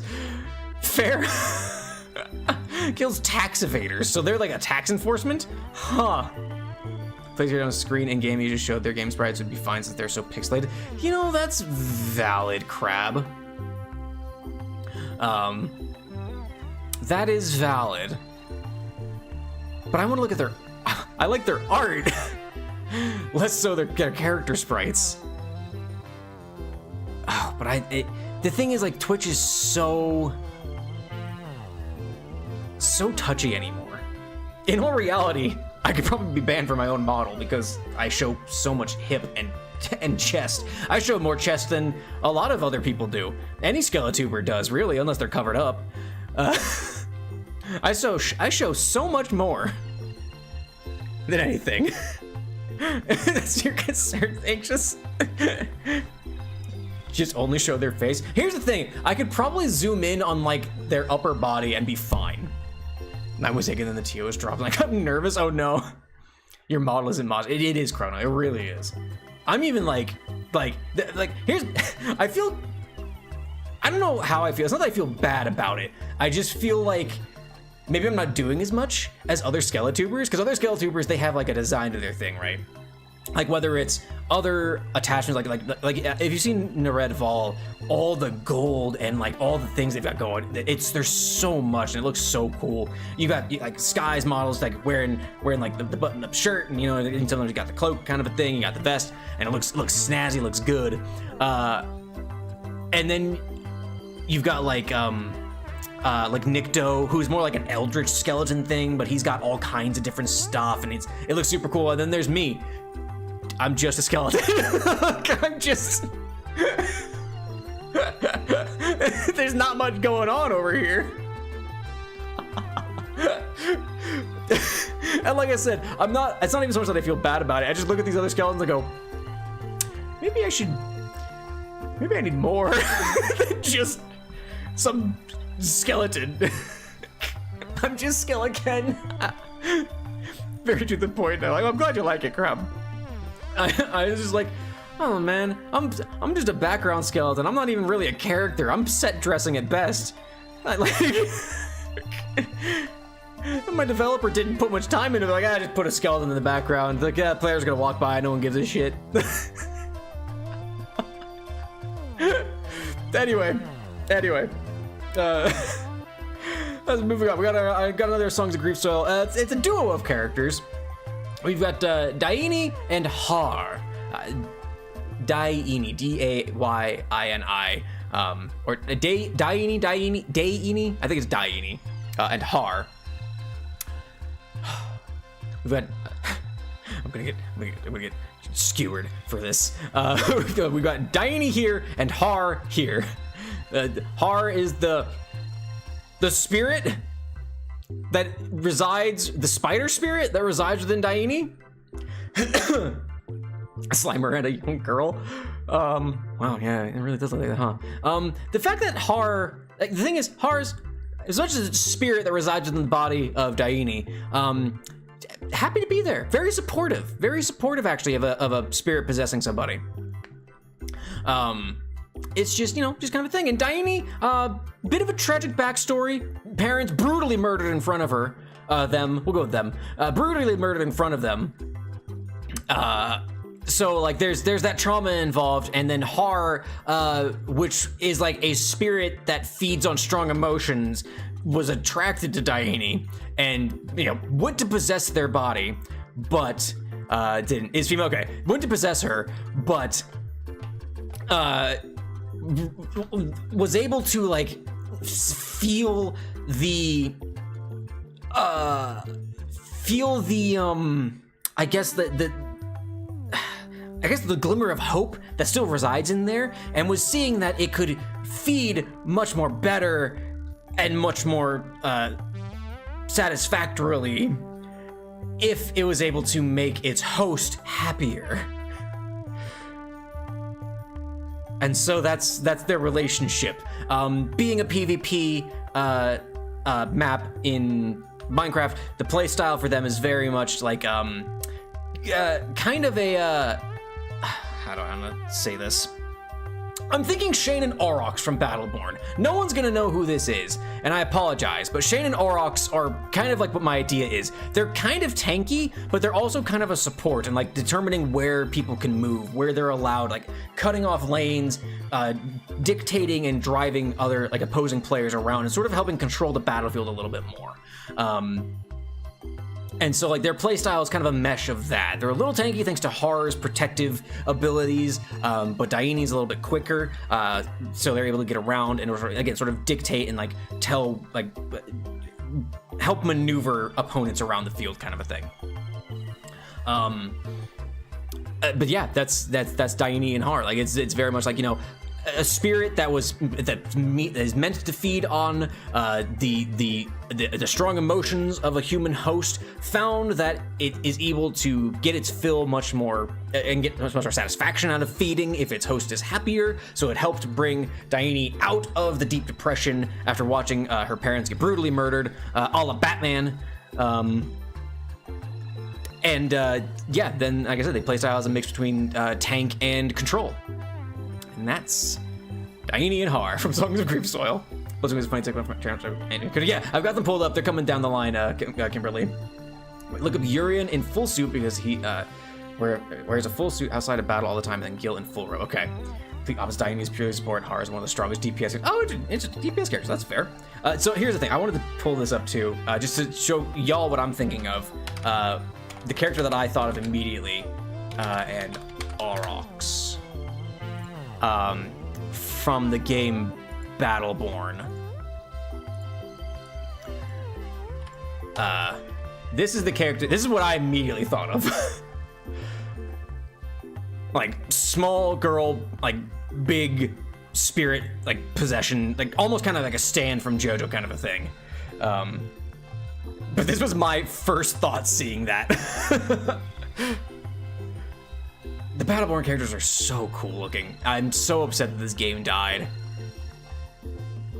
Yeah, so I really want to see your reactions. You're good, Crab, you're good. The thing is, I would still react to them. I just need to figure out how I want to do it so Twitch doesn't ban me. Thanks, purely support, Har is one of the strongest. You survive long as you use Har. Gotcha. But yeah, this is what I thought. This is my first thought was seeing Daini and Har, was Shane and Aurochs. But yeah, that was them. Next up we have, oh, I forgot what this was. IGN Haruna from, this is the can call because I'm not reviewing a ship. I'm sorry. I don't even know where to begin to review a naval vessel. This is the IGN Haruna, which is a naval warship. But since this is can call, this is an anime girl, a cute anime girl, right? I guess very reminiscent of like, oh man, what was that one? It's like blue or like azure something. I don't remember. And the Lord Daini was found by Har in prison after she was framed for horrific acts of unlike by the bomb. Oh, gotcha. I mean, not too wrong with tragic backstory, I guess. Maybe not, you know, brutally murdered parents, but you know. So as far as the IGN Haruna is, you know, we've got the guns, of course, because we need to represent this is a naval battleship. Great horse solid design. They're a battleship. What do you need to know? Like they've got like the kind of you know, the anime. But this is a really bog standard anime girl, isn't it? Wow. Like what do you say about this? She's a naval warship. She's got you know, she's got the traditional, I guess, this is kind of reminiscent of like a shrine maiden type thing, which implies that there's a level, it's meant to imply that there's a level of, I guess, religious like backing to the IGN Haruna. There's a certain point of like holy mission, I think. If I remember correctly, because I know everything about these characters, right? I just remember the design ethos of these characters. But yeah, like IGN Haruna meant with all the guns here, kind of like a long-range support battleship, not meant to be up in the front lines, kind of a thing. These are more long-range type weaponry, meant to be sit back and support more ships that can tank things a bit better. So yeah, maybe a little bit speedier also, just because of that. Yeah, that's really all I've got. I feel bad about this one, but it's like, it's a naval warship. She's got a kind of a small smile. She's having fun with it, but she's also got like the kind of the soulless eyes. She knows, she likes what she's doing, but she's also like, just not someone you really want to run into in a back alley because of it. She'll kill you and she'll smile while she's doing it. And that's the IGN Haruna, or IJN Haruna, IGN. It's not a game review website. Okay, this is next up. We've got. She'll hit you with a cannonball. She'll hit you, and she'll make it look like a bloody accident. Let's see. Next up, we've got those are those ones there. Next up, we've got Gabriel from Ultra Kill. I really need to play Ultra Kill at some point. I mean, yeah, this is an Archangel. Named as such, of course, you know, Gabriel, based on the Archangel of Gabriel. Batman's parents. You know, we've got the wings, but being like it's you know, laser wings, of course, because why wouldn't it be laser wings? Knowing Ultra Kill as well as I do, this is a boss fight. One of the harder boss fights in the game. Gabriel, of course, has the sword, but does a lot more like flying around, and you know, it is very hard to nail down. But being an Archangel, very tough, very tanky. You know, as evidenced by like the armor and everything like that.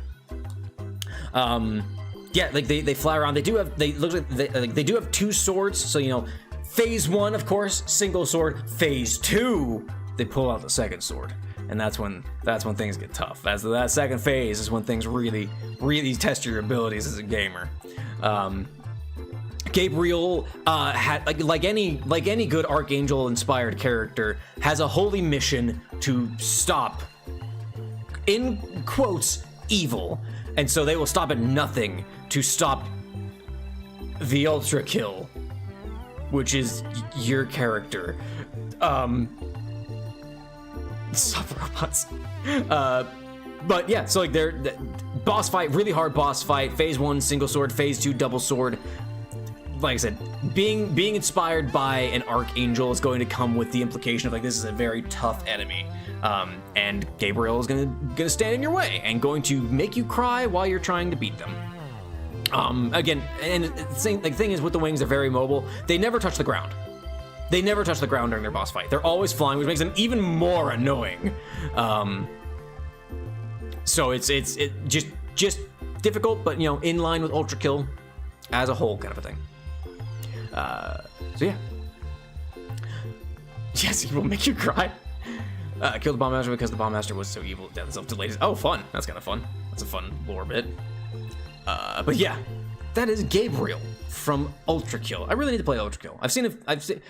I know so much about the lore. You'd think I would have played it by now, and I just haven't done it yet. I really need to. Maybe sometime on stream. Not 100% sure on that, but maybe. I'm starting to forget names of people that I pulled up. This is Grim from Hollow Knight. Shouldn't they just trying to beat him on the hardest difficulty? Goodness gracious, I know nothing about. I know so much about Ultra Kill, so that sounds rough.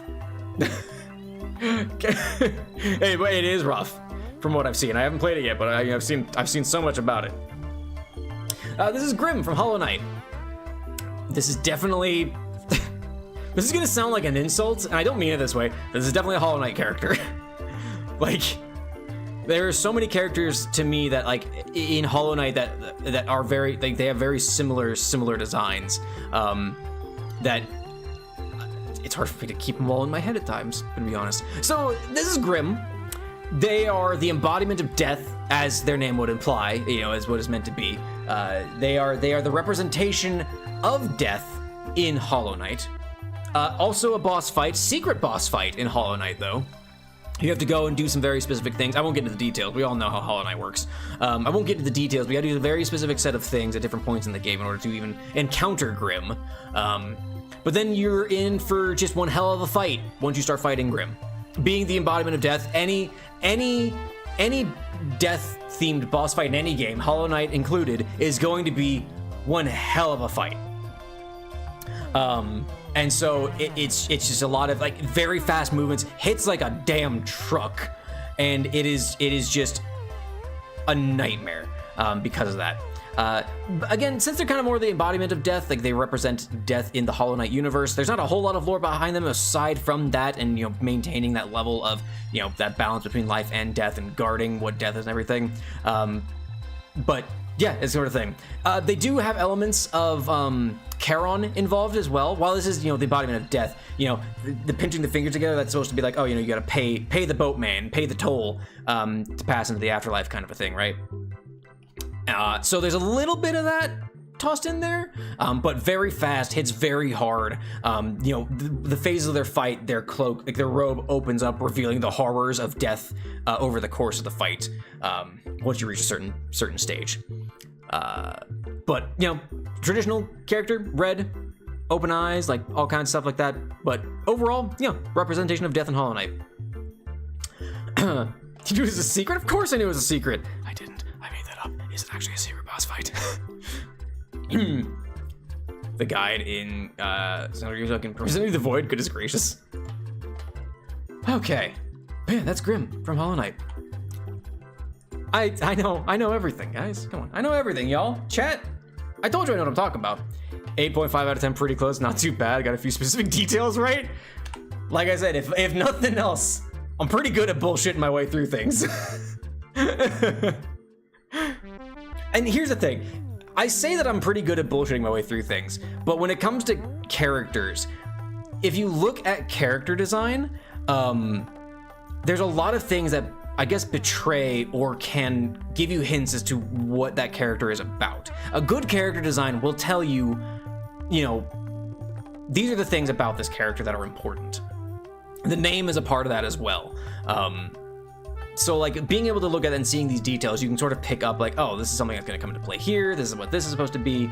Or like this is the inspiration behind this, and that sort of implies where we want the direction of this character to go. So, and I'm not saying I'm amazing at this. I'm not an artist by any means, but you can pick things up just by looking at a character's design.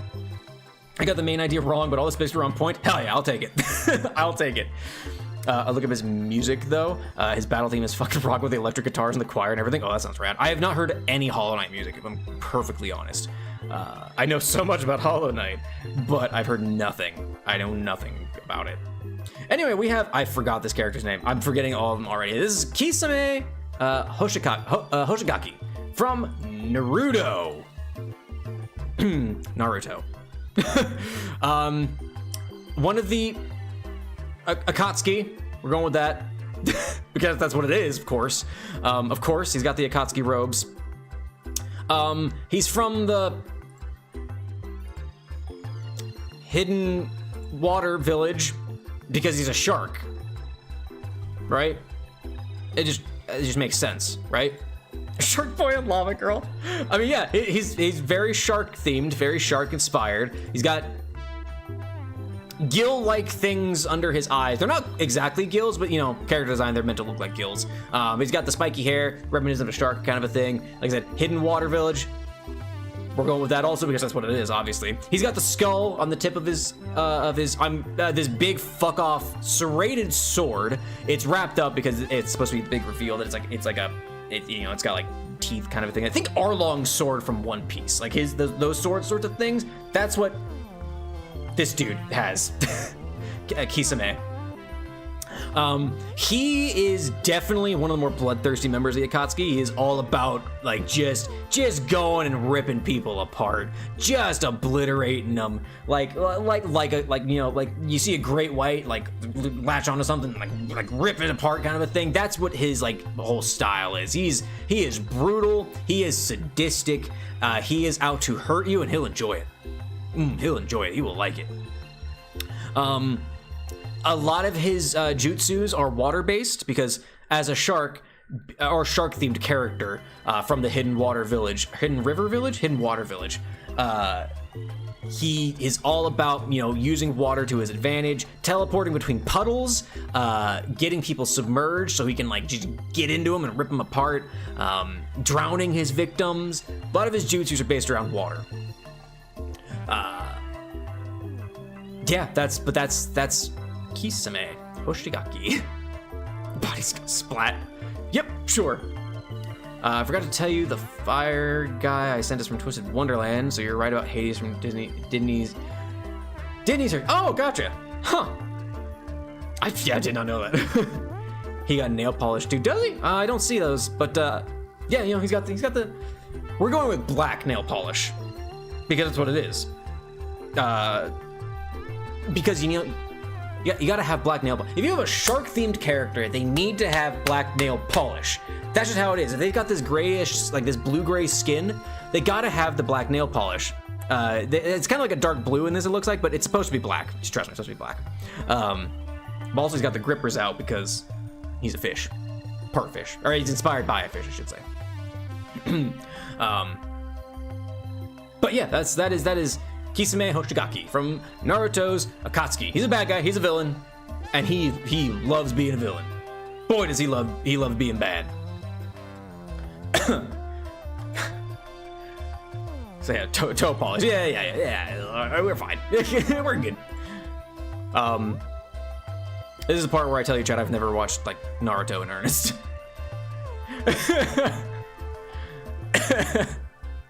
So yeah. All right, we've got Cyberpunk Seto Kaiba here, which we all know Seto Kaiba, rich asshole who runs the Duel Monsters company, steals Yugi's dad's Blue Eyes White Dragon, but this is Cyberpunk Seto Kaiba, Dark Dimensions Seto Kaiba. So all of his cards, he's still got the blue eyes in there, but it's like Blue Eyes Cybernetic Killer White Dragon Mark 17, because that's what all Yu-Gi-Oh cards are named anymore. They have like just the longest ass names you could ever think of. He's got the Kaiba Corp belt because he's the boss, so of course he needs to represent. He's got his iconic white lab coat robe thing that he's worn, but he's got some modifications. He's got his weird. Did he always have the weird hip? Excuse me, the weird hip wings. I don't remember the hip wings. I remember the shoulder pads and the high collar.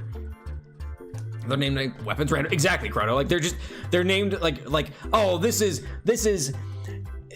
Elf Warrior X17 dash V point 64H. Like that's a modern Yu-Gi-Oh card. And so like of course like it's Blue Eyes White Dragon, but it's like a Blue Eyes Tech Dragon like deck now in the Dark Dimensions thing. Also Kaiba Corp up here as well. He's got the scout scanner. Well, it's supposed to look like a scout scanner from Dragon Ball Z, but actually it's a mental implant because this is the brain. This is like a Seto Kaiba clone, or I guess like cybernetic enhanced Kaiba body, and they've implanted Kaiba's brain in there, but you need to have this little machine to let it control the meat puppet. I'm gonna pause because Twitch is now in an ad. So YouTube, I hope y'all are enjoying this because we've got a few more of these, and it is certainly something. It's certainly an exercise in something today.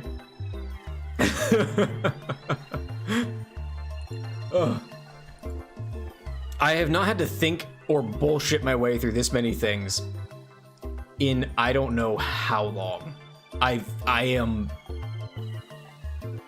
It is weirdly exhausting having to think through and be like, what do I do about this character? What do I say about this character? And trying to think through and remember things, because that's what I'm doing, is weirdly tiring. But welcome back, Twitch. Welcome back from the ad break.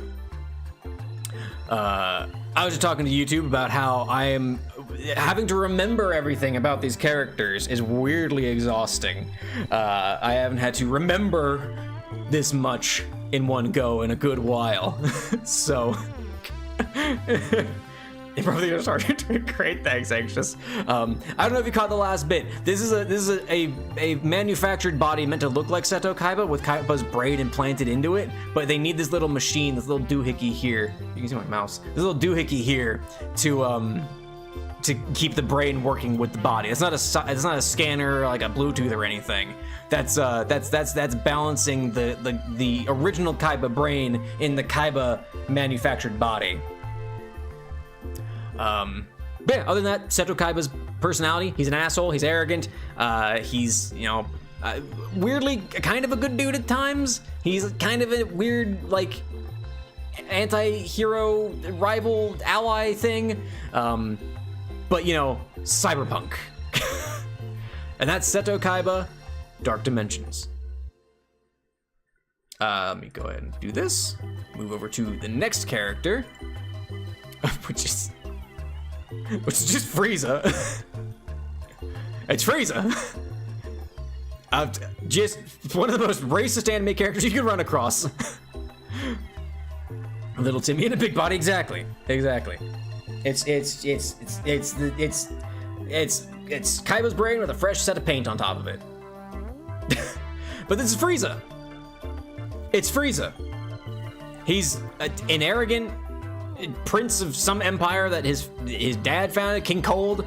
Like I said, one of the most racist anime characters ever to be conceived. They keep bringing him back for some fucking reason. I don't know what, I get Frieza's like iconic as like, oh yeah, he's the first major villain of Dragon Ball Z. Like, well, technically the Saiyans are, but we're gonna ignore that, I guess. Technically Vegeta and Nappa and Raditz are the original like first villains, but whatever. Frieza's like the big, most iconic one. And we keep bringing this fucker back for some reason.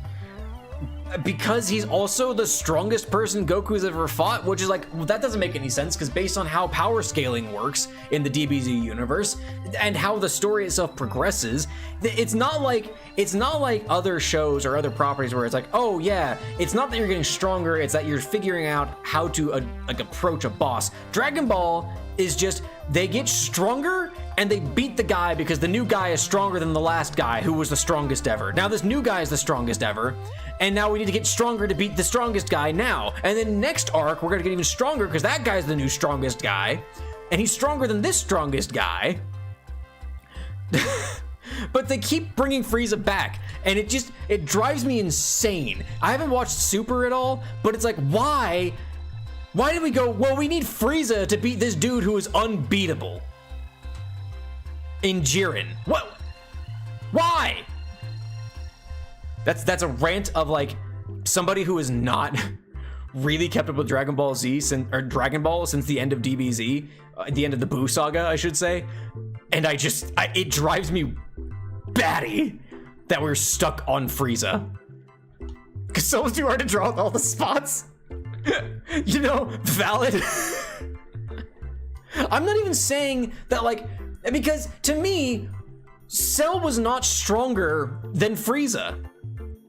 I don't get why we're all like, oh, he's so strong. We need to be like so much stronger to beat Frieza now.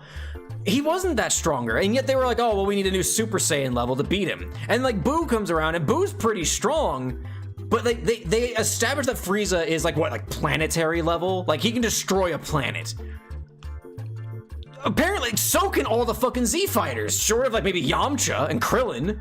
But like, why do we keep bringing Frieza back? Why do we need a Super Saiyan 2 to deal with Cell and Super Saiyan 3 to deal with Buu if Frieza's already the strongest motherfucker that Goku ever fought? What? Frieza's 5'2". Frieza likes wine. Frieza likes calling people monkeys because he's a racist shithole. Anyway, I really like Frieza's final form design. I think it's really cool. On my rant about why I dislike that they keep bringing Frieza back, I actually do really like Frieza's designs. I even like Frieza's third form, the really fucked up one with like the really long like xenomorph head kind of a thing. I really like Frieza's third form. I think that form is really dope. I like the basic form of Frieza. I think Frieza's second form is the more buff, like kind of just taller, bigger, buff kind of Frieza. The white and the purple, very simple, works really well. Not saying Frieza's a bad villain, I just hate that they keep bringing him back. But yeah, Frieza's third form is great. It's so cool. His fight is really cool. He's a great villain.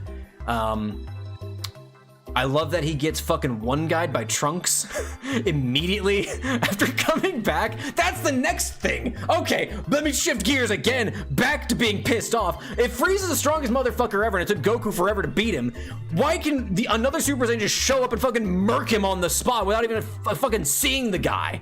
Like, if he's so good, why do we have Trunks helping Goku fight Jiren? What the fuck? Anyway. That's Frieza. I have heated opinions on Frieza. I apologize, I don't know what came over me. Whew! I need a drink of water after that one. I need a break, guys. Hang on. Intermission.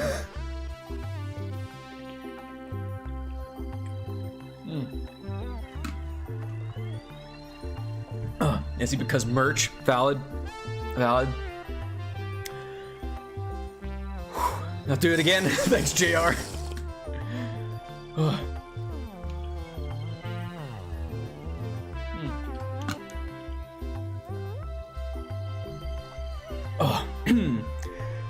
Doubloons, welcome. Hope everyone love this Saturday. We're taking a short break because I just went on a, like, I don't know how long of a rant of that was on Frieza. How do you send images? Just send me a name of a character and the property that they're from on like the YouTube comment, or hell, you're in chat. You can just send it in chat too. I'm going through just characters and things like that. I'll find the image and look at something like that. I took everything out of you. Really did. I have opinions about Frieza. Wait, do they only call him Freezer in Spanish? I mean, it is supposed to be like Frieza, right? Because in I don't know. Is that just his Japanese name? Hang on. Is it just Frieza?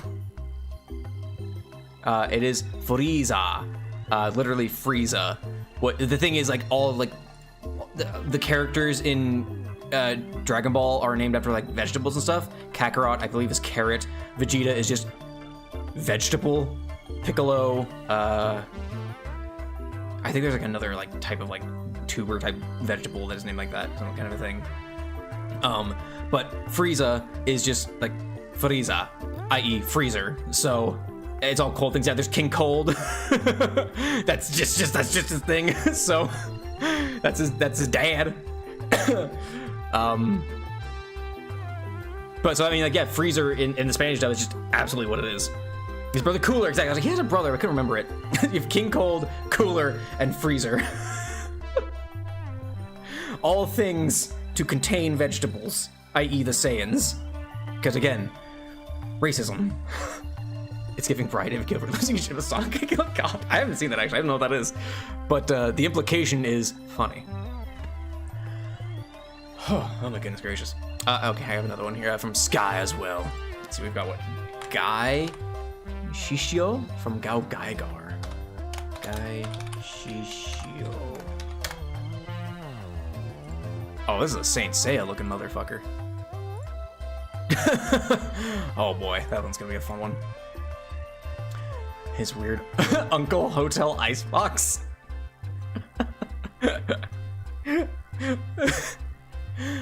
Their aunt gas station freezer.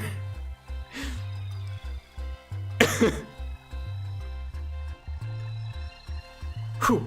Man, I am. That fucking wiped me out. That was a rant and a half. All right, let's get back into it. This is the Survivor from Rain World. It's a little slug thing. That's really all I've got. The Survivor, they're known as such because they survived the obliteration of their race. Little guy, just a slug cat. It is. They are. Like I said, they're known as a survivor. Similar because like their entire species was just wiped out. But despite the horrors, they got a little smile still. They're still pursuing. They're still persevering. They're still pushing through. They're still doing what they can just to get by and, as their name suggests, survive. The little antennas help them in picking up airwaves. That is how they are able to communicate, as much as this is the mouth, a little smile kind of a thing. That is how they communicate. You'll pick up like vibrations kinds of things. Big old eyes because they're nocturnal, because you know, of course they need to be, like, you need big eyes to take in as much light as possible. But yeah, it's just the story of the survivor surviving the horrors of the world. That's a smile, that's canon. He looks so cute. I love Mario. I've never played the game. It's very cute. It's very cute. The little survivor, but that's the survivor. Like I said, horrible, tragic backstory. Adorable little guy. just a little guy. Not much to that, honestly. Not much lore behind it. Just like I said, they survived by being squirrely, by being just positively getting away, hiding, ducking, rolling, getting through what they can just to make it. That leads me to the next one. Is the Saint. As far as I separate the family during a rainstorm, it's the same thing as their whole race getting obliterated. I kind of want you to tell us about Elf Senshi, but you know too much. I do know too much about Elf Senshi, unfortunately. We might pull up Elf Senshi anyway, just because it's funny. This is the Saint, also from Rain World. The lore behind this little guy is complex. Oh no. This is the Saint. This is what that tongue do though. The Saint, also from Rain World, is an embodiment of the heat that many in the world of Rain World seek out. They guide people, or they're meant to guide people to sources of warmth. And in guiding people to safety and sanctuary. They have a calm demeanor, of course, as expressed by their thing. Mechanically speaking, they do use their tongue for a lot of traversal, also for grabbing things, you know, very just utilitarian kind of a thing. They are blessed by the holy warmth, as we all know in Rain World is part of the pantheon of deities. The holy warmth blesses the saint, i.e. their name. And yeah, that's their whole thing, is they are meant to guide people to warmth after having experienced and dying in their mortal form to the cold, to the rain from the titular Rain World. It was reborn as the saint, the patron saint, if you will, of warmth and guidance and that light in the darkness that you follow to safety. That's the saint. That's the saint from Rain World. Yep. That's what we got. A couple from Dabloons. Madotsky. Yume. Nikki. Wow, yeah, it's just gonna be the in-character sprite, I guess. Because I know Yume Nikki is a pixel adventure game. We got a couple more. Let me grab those. Got you doubloons. I got them. They'll come up down the line. We've also got Julian Dvorak. Julian Dvorak, ex-reader. Let's read that. The Arcana. What are you? Oh no, we've got another villain dating sim in the pipeline. Actually, the second coming of Christ. Oh, fun! I kind of love your version. Look, I see weird little guy creature, and I like my D&D things start coming up. Like my D&D is like, oh, that's a pantheon. We're gonna start going into this kind of a thing. This next one up is going to be Blitzwing from Transformers: The Animated Series. Decepticon, obviously. God, I mentioned this earlier on the stream too. I love the style of Transformers: The Animated Series. Not if I'm the same thing. Okay, I got you, Pam. Jet type Transformer, similar to Starscream. Blitzwing, they speak with a very thick German accent, because of course they would. Also, like, look at this helmet here. Look at the the style of a helmet. They've got the monocle and everything. very, you know, German-inspired kind of a thing.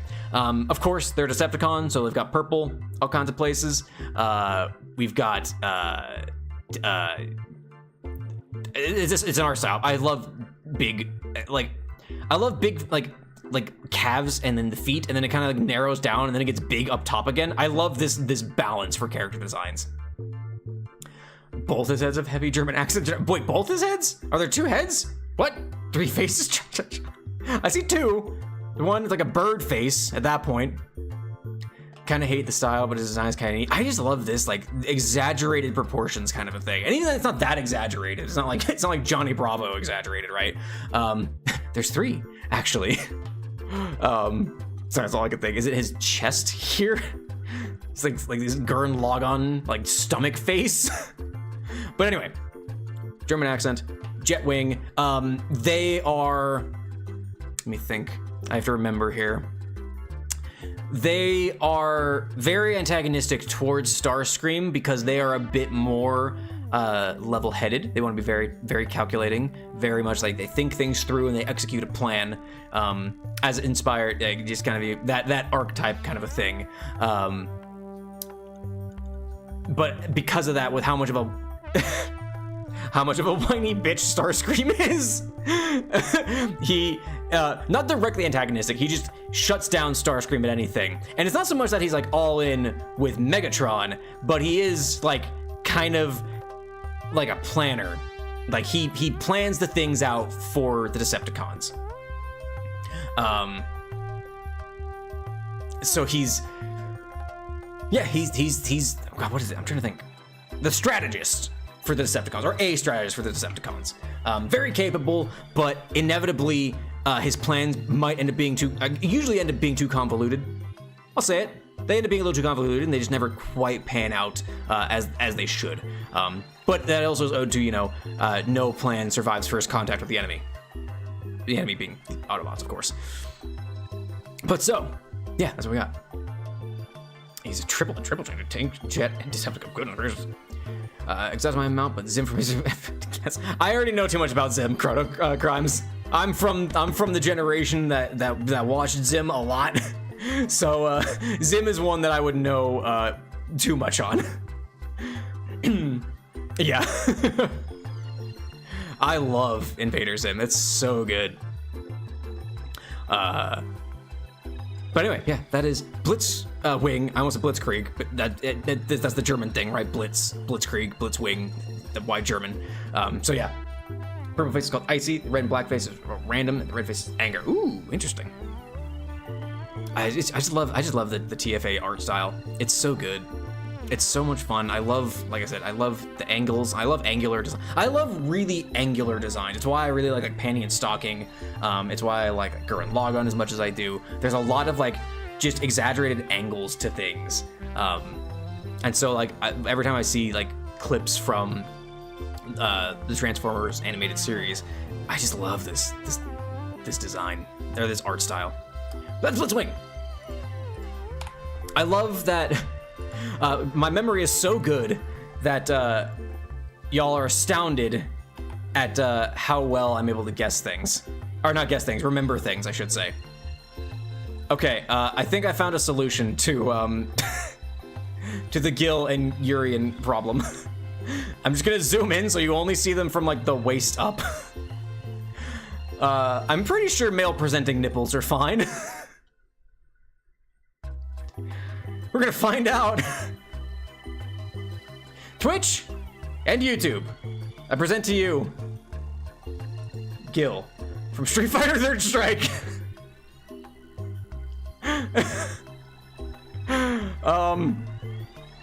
Buff dude. The red and the blue is meant to show the balance. The design for it is meant to be showing the balance between hot and cold, the balance of nature as it should be. But of course, keeping the long flowing locks because you need to have primary colors present with the character design. But a little bit, you know, very much like gaze upon my nipple boy.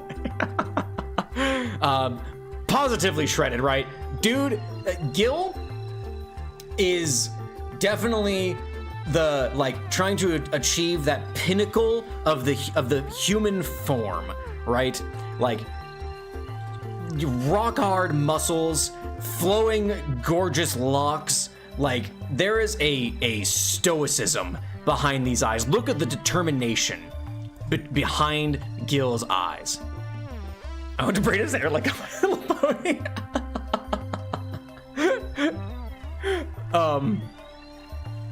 But part of that is also perfection in the human form through martial arts, which is why Gil is a Street Fighter character, of course. Their goal is, of course, like I said, achieving that pinnacle of human form and perfection through, mind, body, spirit, the whole thing. Dude is wearing just a banana hammock down below, and I'm pretty sure Twitch will not like that, but the beauty of the human form in its natural state at the peak of its physique is the goal for Gil, and honestly probably Urien. He reminds me of JoJo's that's what I was saying. Well, I pulled up him and Urien. We'll see Urien in just a second here. Looks like a JoJo character. It looks like a Pillar Man. Actually, not off the mark. You can get, the thing is, I already know. My memory's not great, but I do remember some things. That said, character design can tell you a lot. There's a lot of personality involved with this, especially like with this character art kind of a thing.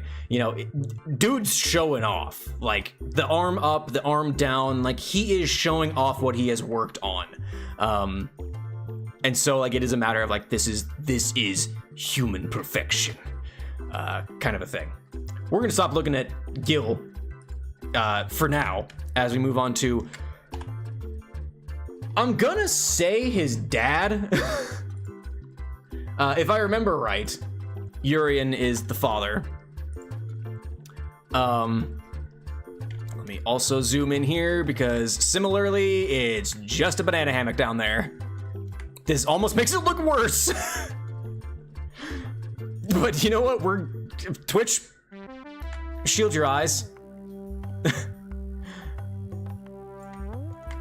Hang on, let me work on some things here. This describes the personality. Okay, fair. So this is the dad, Urien.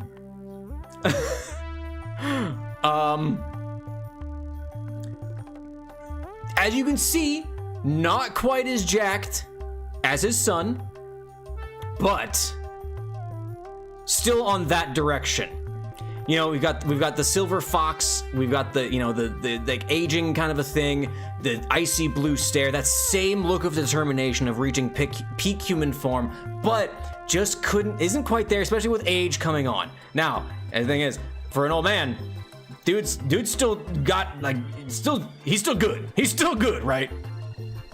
But his son is sort of like the next stage in achieving that human perfection. The red and the blue he kind of disagrees with. He doesn't quite know what that's all about. He doesn't really understand the whole balance thing that Gil's going for, but Urien had a similar goal, and Gil took that and sort of interpreted it in his own way. Still reaving that, aiming for that peak human physique goal in mind, but he took it a step further with balancing everything and mind, body, and spirit. Urien is much more about the body types of things, but it is still the goal of reaching peak human physical form. Disagreements between father and son, of course, as they both strive for their goals, and Gil's kind of had that oh, your time is done, old man, now it's time for me to rise up, and Urien's all nah, I still got it, I'll show you a thing or two, and then they beat the shit out of each other. It's a Street Fighter game. And that's Urien. You're close at all anyway. What do you mean, Crab? I'm 100% right. That's what this is about, right? The future's now. It's not a phase. Because, I think Urien, the thing is, Urien's probably in his 70s. Not even probably. I know he's in his 70s. But, for a 70-year-old man, here we go. Gil's, in his 30s. So, he's, he's still got a little bit of time to go. But, for a 70-plus-year-old man, he's looking good. Gil's still younger, still got things going on. He's still got all his hair. It's not as thin as Urien's, of course. But yeah, there we go. That's Urien and Gil's relationship. They're twin brothers. No, they're not. They're father and son. I don't know what you saw, Crab. Oh my goodness gracious. I clicked in and then I clicked back out and it just went straight zoom on the crotch. I got just an eyeful of of banana hammock. Oh boy, okay. Anyway. We've got what was it, Guy Shishio from Gao Gaigar. Emma's painting some shorts on those guys. You're not getting it. That is a. I'm running a gamble that's gonna get me banned on Twitch to begin with. We're hoping not, because that was male presenting nipple, and that's fine apparently on Twitch. So this is Guy Shishio from Gao Gaigar. I mentioned it when I pulled it up. Very Saint Seiya, so I'm kind of a similar idea behind that, right? Little bit like more. I mean, Saint Seiya, from what I remember, is a little bit kind of space themed, but this one is also very much space, with kind of the mech exosuit armor kind of a thing. Similar like protection, like group of people protecting the peace, helping people across the galaxy. The Guy Shishio is, we're gonna, if I remember correct, excuse me, we're not gonna go with anything. I'm going to remember it completely. Is part of the group. He's kind of the hot-headed character, because orange hair, of course. Also, Twitch just got an ad. So I'm gonna take a quick break, drink some water. Hang on.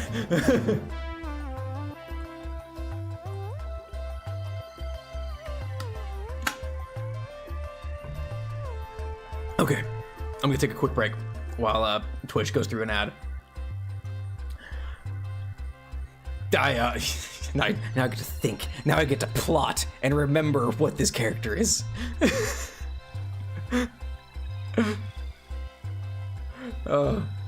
is silly. This might be one of the sillier ideas I've had for a stream. I hope y'all are enjoying it over on YouTube, and people who don't have ads, I hope y'all are enjoying this, because this is definitely one of the sillier things I think I've ever done in my time streaming, both as a VTuber and even prior to now. This is definitely up there with one of the sillier things I've ever done. And I hope it's enjoyable. I hope it's fun to watch. I hope it's goofy enough that it is interesting. But yeah, 'cause it's just, I'm just being an idiot for basically like almost 3 hours now of me going through characters. Also, let me double check. I did get a message. Okay.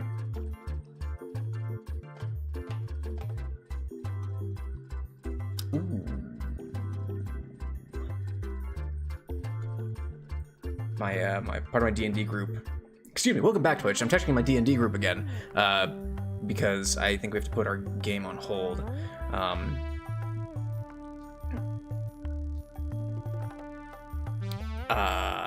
They said that they got Netflix, and I'm running a One Piece D&D game, and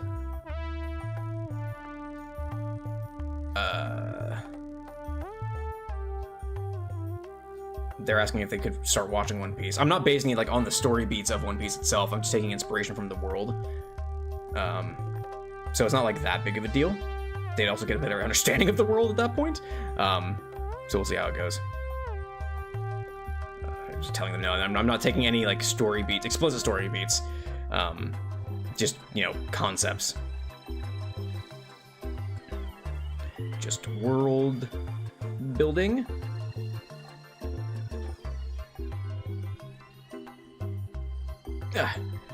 Sorry. All right, just telling them they're good to go if they want to watch some One Piece. Anyway, before the ad started over on Twitch, welcome back again. I was saying that he's the protagonist, hot-headed because of course he has orange hair. So with warm colors, they need to be the rambunctious kind of character, right? And with these big like spiky eyebrow plates, which are just not practical. you know, the angles, the sharp things. He kind of actually has the same hair as golly, what was her name from Tenchi Muyo? Tenchi Muyo. What was her name? Oh, it's gonna drive me insane.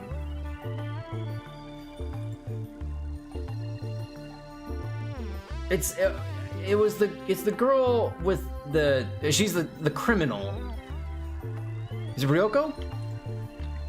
Tenchi Muyo. Ryoko. Yeah, Ryoko. Here, hang on. I'm gonna take this away for a second, and I'm gonna pull up a picture of Ryoko, so y'all can see why I'm thinking this. Muyo Ryoko. Best waifu from Tenchi Muyo, BT dubs. Just saying. It was the 90s, man. I mean, yeah, 100% is just like that 90s anime style. But yeah, this hair. So like that's kind of the thing, is that like, you know, Ryoko was the Spitfire. Like she was definitely the I don't want to say punk because that's not exactly what it is, but she was the rowdy one of the bunch from Tenchi Muyo, right? And so when I see this level or that level of hair with Guy over here, that's what I think. Spitfire, like rambunctious, really kind of a thing. So look at that hedgehog hair.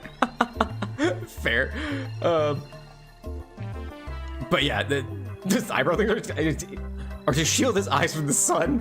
They're just really, yeah, wild. Anyway, he's part of the group. He's the hot-headed, like just really spunky one. Solve things with his fists. Like he's always the one to go to when they need something punched. Again, space patrol kind of like peacekeeping force kind of a thing. They've got these again DBZ scouter type things, though I think this might predate the scout thing.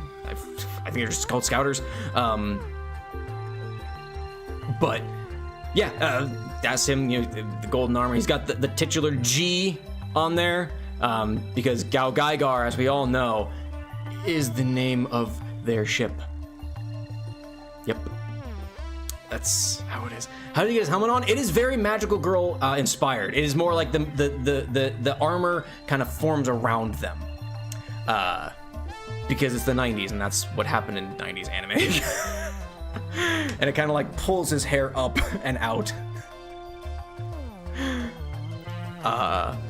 But yeah, that is Guy Shishio from Gao Gaigar. 100% accurately described. Okay. Got a couple characters left to go here. These two pieces. He welds together every day. Thank you for the hydrate, Chrono.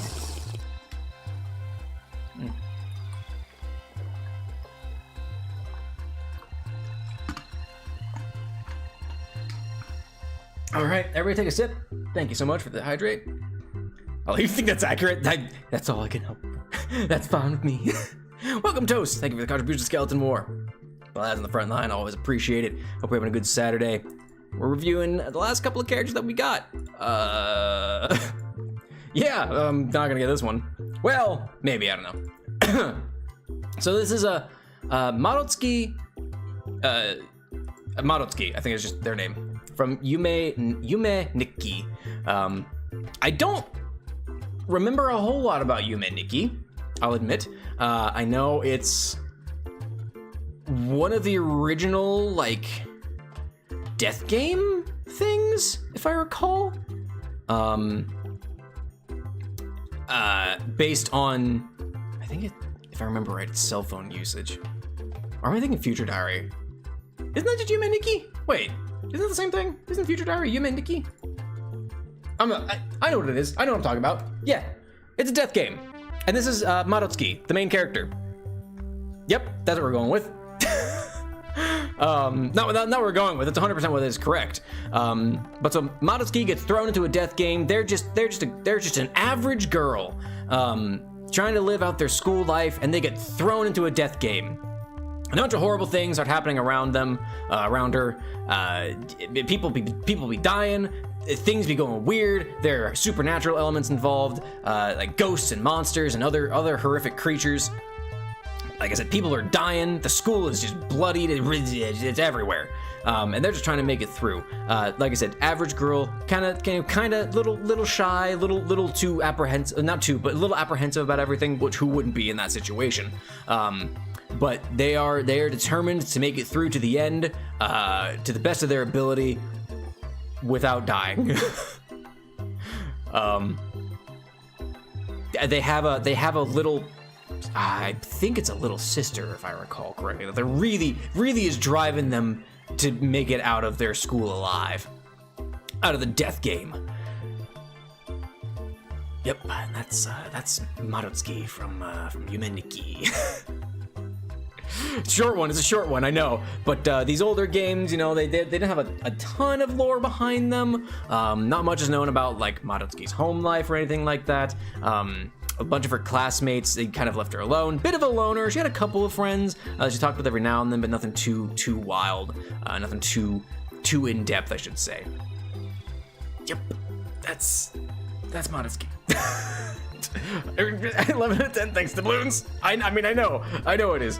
Also, we got Gray Fox from Metal Gear Solid. Let's add that, sure. What if we look at the animal? What if we did Gray Fox the animal? Metal Gear.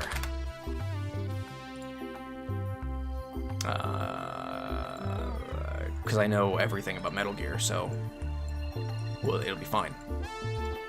I know so much about Metal Gear. Okay. Next up we have, who is this? Julian from the Arcana.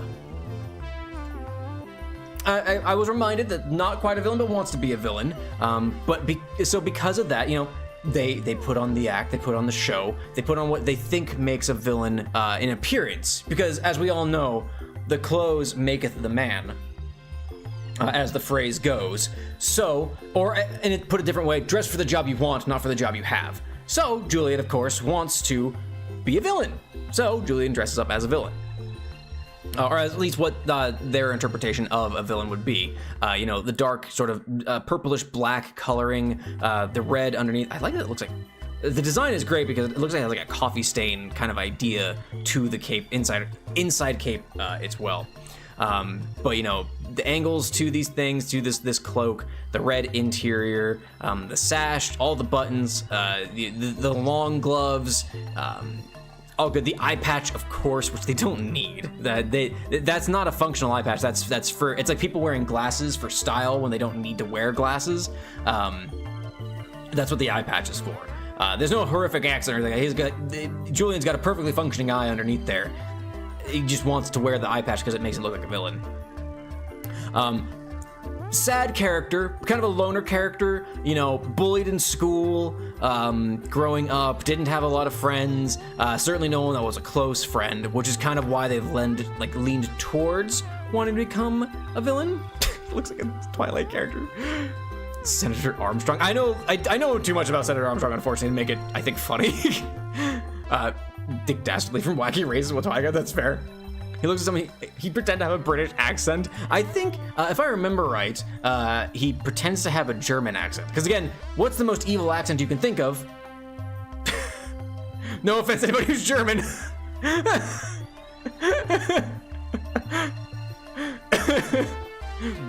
Nanomachine, son. Yeah, German, of course. Headcanon said he's a multi-talented man, a doctor, a pirate, and an actor. Oh. But yes, wants to be a villain. Like I said, sad, not very good at talking. This is from a dating sim, obviously. So the path that you go through that is, again, similarly trying to like break down the walls that Julian's put up to get to the soft, squishy interior. I hate this analogy already. I regret the words that have come out of my mouth, but they can't be taken back. But it's about finding, you know, the vulnerable person behind all the sorts of things. About getting through there and having Julian open up, kind of a thing. Maybe open up in more ways than one. This is a dating sim after all. Anyway, the soft cakey core. But yeah, it's just it's a again kind of a bittersweet, less bittersweet than Ember McLean. I failed to remember their thing. The name of that character that I totally knew the name of from earlier on in the stream. But more of a sweet ending, as it is about, you know, connecting with somebody who has for so long not had any really meaningful connection with anybody. And that's the route for this, because it's very this is the dating sim we all know, the Arcana. Yeah. He's a bottom and he looks at. Yeah. Nothing really much more to say on that. But that is Julian from the Arcana. All right, we've got one more here lined up, which is, what's this, Gray Fox from Metal Gear? Yeah, Gray Fox from Metal Gear.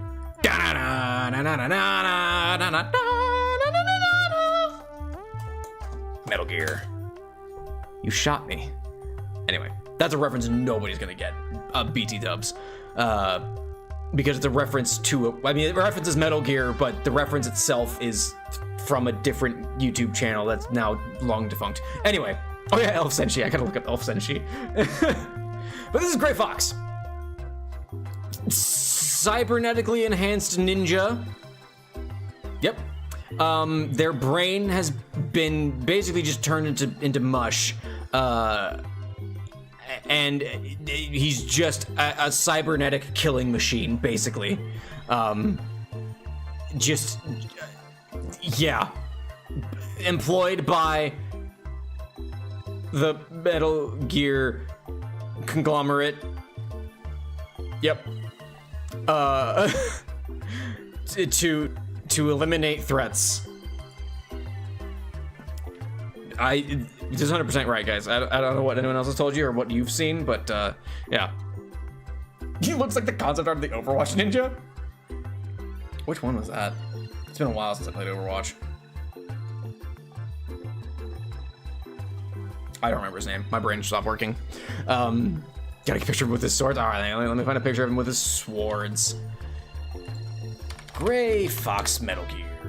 Let me just ruin my search history with Metal Gear things. All right, we've got a picture with a sword. Similar thing. Like I said, cybernetically enhanced ninja by the Metal Gear conglomerate, sent out to eliminate threats.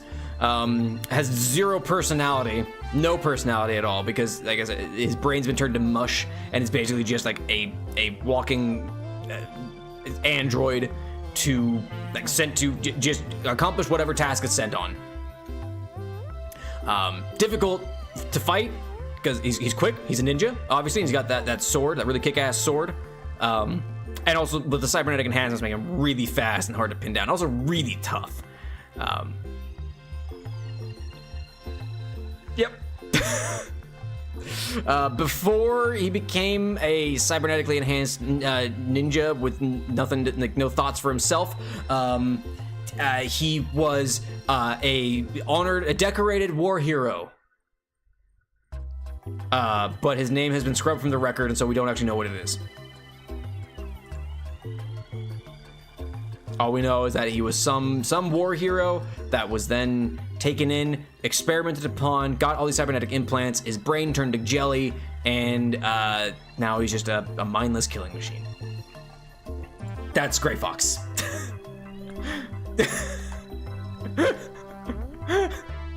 Spot on except for the employer. Literally spot on how. I don't know if you're memeing, Crab. I literally don't know if you're memeing or not. But also, of course, it's spot on. I know what I'm talking about. Also, we need Elf Senshi. Oh, I'm gonna get some fucking results from this. I don't know if I can show that one. Here we go. This isn't so much of a review of Elf Senshi. We're just gonna look at Elf Senshi. Here's Elf Senshi. Oops, I forgot to do that way. Here's Elf Senshi. It's Senshi, but an elf. From Dungeon Meshi. Amazing. It is funny how much, like, Senshi's personality, I don't know how much this, like, it's to say that the personality shifted or not, since like, but like Senshi, it felt like they kind of sidelined Elf Senshi. Okay, I only watched the anime, right? They kind of sidelined him when he turned into an elf because it was just like, I guess kind of a bit, kind of a joke, but it was just a point where it was like, oh yeah, we're just gonna kind of put you to the side and you're gonna do elf things, which is not unlike what Orlando Bloom did in Lord of the Rings, where he got no direction, so he just kind of does weird shit in the background. Which is, when you know this and you watch the Lord of the Rings, knowing that Orlando Bloom just kind of had to like figure it out on what he was doing in the background of a lot of the scenes, you'll see it. He'll just like look off and he'll just like make these faces at things, and it's really funny. But yeah, I love life with so much weird faces and leaning around people. Yeah, exactly. Anxious. Like he like leans around so he's in the shot, or he'll like make faces at it's so funny. Their stat chains literally changed according to their new stats. That's valid. That's fair. I guess I didn't think about it that way. I just thought of it as like, oh yeah, now he's an elf. But I guess if his actual physical, I guess quote unquote stats changed, then he would act differently, huh? But that's kind of how it felt with Elf Senshi in that bit. It just felt like Orlando Bloom's Legolas just in the background of Lord of the Rings. All right, that's all the characters that I had. Unless y'all got any final call on characters, we'll play some Trivia Murder Party. How's that sound? Do a little community trivia murder party. Just to round out the day. Probably won't do Guess the Game today, just because the day was kind of a weird, special day. We'll just do a couple rounds of Trivia Murder Party with the community. Unless, like I said, last call on characters. I mean, V1 Ultra Kill, if you take a second character from that game. Yeah, sure, why not? V1 Ultra Kill. I want to cover. How about Monomon? Were you sure that isn't a Digimon? It might actually be a Monomon. Let's see. Monomon. Hollow Knight. Oh, that thing's frightening. That thing's way scarier than I thought. I'm saying this before. Let's go. Sure, why not? We got a couple more characters. We got V1 from Ultra Kill. JP from Street Fighter. We'll get you banned. Okay, we'll grab that one after this here. So we have V1 from Ultra Kill. I love Ultra Kill's design, like art direction so much. I love this like kind of low poly look to everything. I mean, not even kind of, it's pretty low poly look to everything. So V1 from Ultra Kill, robot designed to sort of mimic the idea of angels, since Gabriel is kind of a thing, right? And the other one. The protagonist of the game is the player character. So like, you know, built to escape from the factory in which they were built, which is effectively like kind of like a reverse Dante's Inferno, I guess. Rather than going into the depths of hell, you're trying to break out of the depths of hell, i.e. a horrific factory where the machines are made. And so that's what Ultra Kill is. Reverse Dante's Inferno with violence. But so like your V1 was designed to be in the image of an angel, of course, with the wings, you know, see them, everything like that. But defective in that they thought a little too much for themselves, as is any good robot-themed game. They thought a little too much on their own, a little too much self-awareness, and so the hordes of other things coming to get you is to stop you from living yourself. But if V1's plucky, they've got a little bit of personality. Being the player character, you know, there's only so much personality they give this. And since Ultra Kill is kind of a roguelite, yep, that's what it is. There's not a whole lot of like personality backstory, but you know, the personality they do give V1 is very, very plucky, very much like determined to get out. And so they just start fighting their way through everything. And that is V1 from Ultra Kill. Double, let's go with it. That's 100% correct. What are you talking about? What you talking about? JP Street Fighter. 100% who I was thinking when I thought of the name JP. Yep, absolutely. Goodness gracious me. Okay. This is, what is this again? Monomon from Hollow Knight. Okay.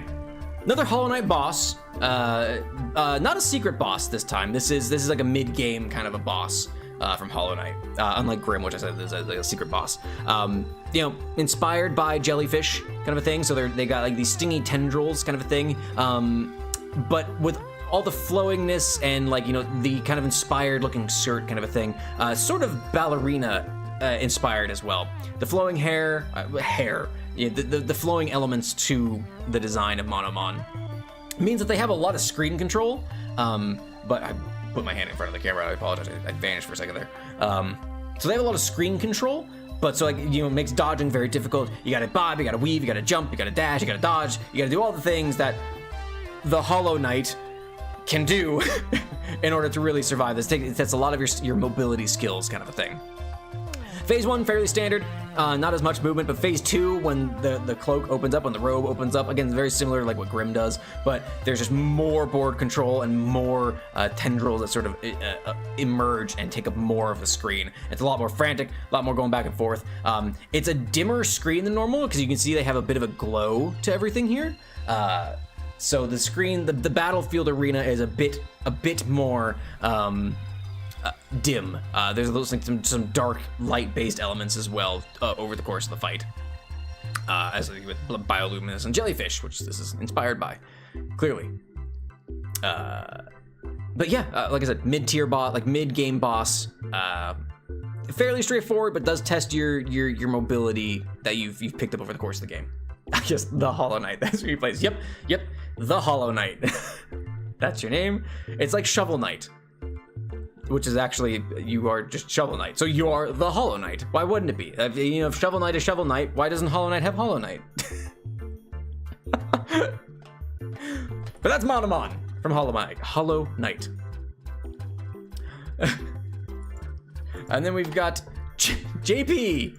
Just not, I mean, it's 100% what I expected when I think of the name JP. Shovel Knight. I don't accept this answer. I don't think I would like Shovel Knight. It's a side-scroller platformer game, and I'm not big on those. JP from Street Fighter. Yep. JP, which is actually short for Judas Priest, is you know, a fighter from Street Fighter. An older gentleman, you know, has the cane, has a lot of very knightly ideals, a lot of chivalry kind of driving JP and their towards their end goals of, you know, being knight based, right? Being knight inspired. Knight being medieval knight, not like the night time, but medieval knight, KNIGHT inspired. They are you know, all about chivalry, enhancing their martial prowess, which is why they enter the Street Fighter tournaments. So there's the thing, and they've led a long life of honing their martial prowess. They do incorporate some, like, you know, sword play with their cane, and just sort of, again, reaching physical peak kind of a thing. Kind of a tanky character, honestly, not a whole lot of speed involved with JP. Very much like, you know, heavy hits, getting in, and just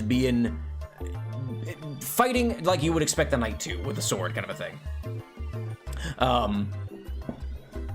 They're, I say knight, and I mean more like Knights of the Round Table chivalry kind of idea, kind of vibe to them, right? And so that's just the inspiration there. They've lived this long life. They have, you know, their estate, which is effectively their knights, their granted realm as a knight of the Round Table, which is of course inspired by the Knights of the Round Table, to which JP is the head of. Because why with this glorious mustache and beard, why wouldn't he be the head of it?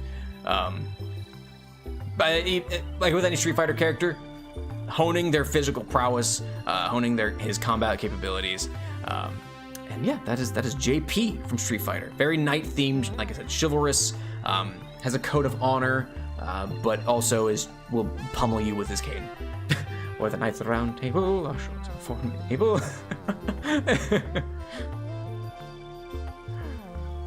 Yeah, that's all. That's JP. That's all there's to say.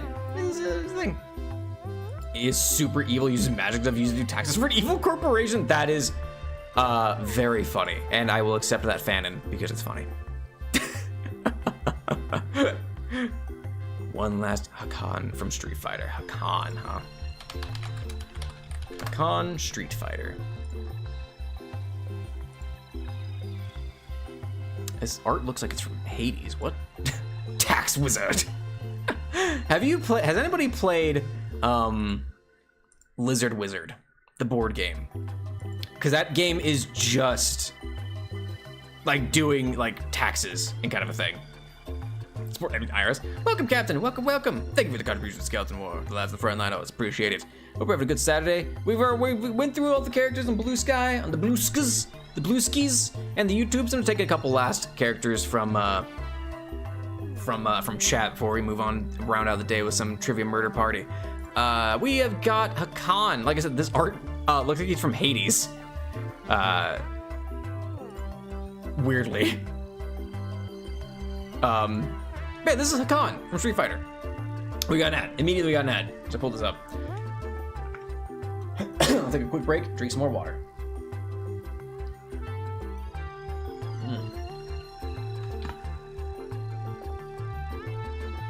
Oh my goodness gracious. This is harder than streaming a game. This is more tiring than just streaming a game. These things are like way more exhausting. I'm having a good time. I hope y'all are having a good time. But it's just hitting me like I'm 3 hours in and I'm just like, whew. This is horrible. But that's the thing. We're reviewing characters that I would 100% know about, Captain. We're celebrating 2,000 subs on YouTube and 200 followers on Twitch. So I'm just reviewing characters that people have submitted. And so I'm just reviewing in that I 100% know what the characters are and giving accurate descriptions about them, involving like their lore, their personalities, kind of things like that. Pretty accurate for Monomon. You pretty accurately described the fight that leads up to finding her with the robot jellyfish thing, but she built to defend her palace, her place. Nice and good guess. Hey, it's not a guess. I know what I'm talking about. I know 100% what I'm talking about. That's why I'm doing this. I wouldn't be doing it otherwise. Oh boy. But yeah, we're just kind of doing this. Once we get through the whatever last characters we've got, we'll do some trivia murder party, round or two of that, and call it a day. Sounds like I'm not having D&D, which is unfortunate because I'm not going to play D&D with that group for like until January. But to be fair, my in-person group also isn't going to be until like January because the holidays are going to just obliterate any sense of scheduling. So it's not just streams that are getting affected by me being gone. I'm not gonna play D&D for like a month and a half because of it, of everything. Kiss the murder party. We'll get there. We'll get there.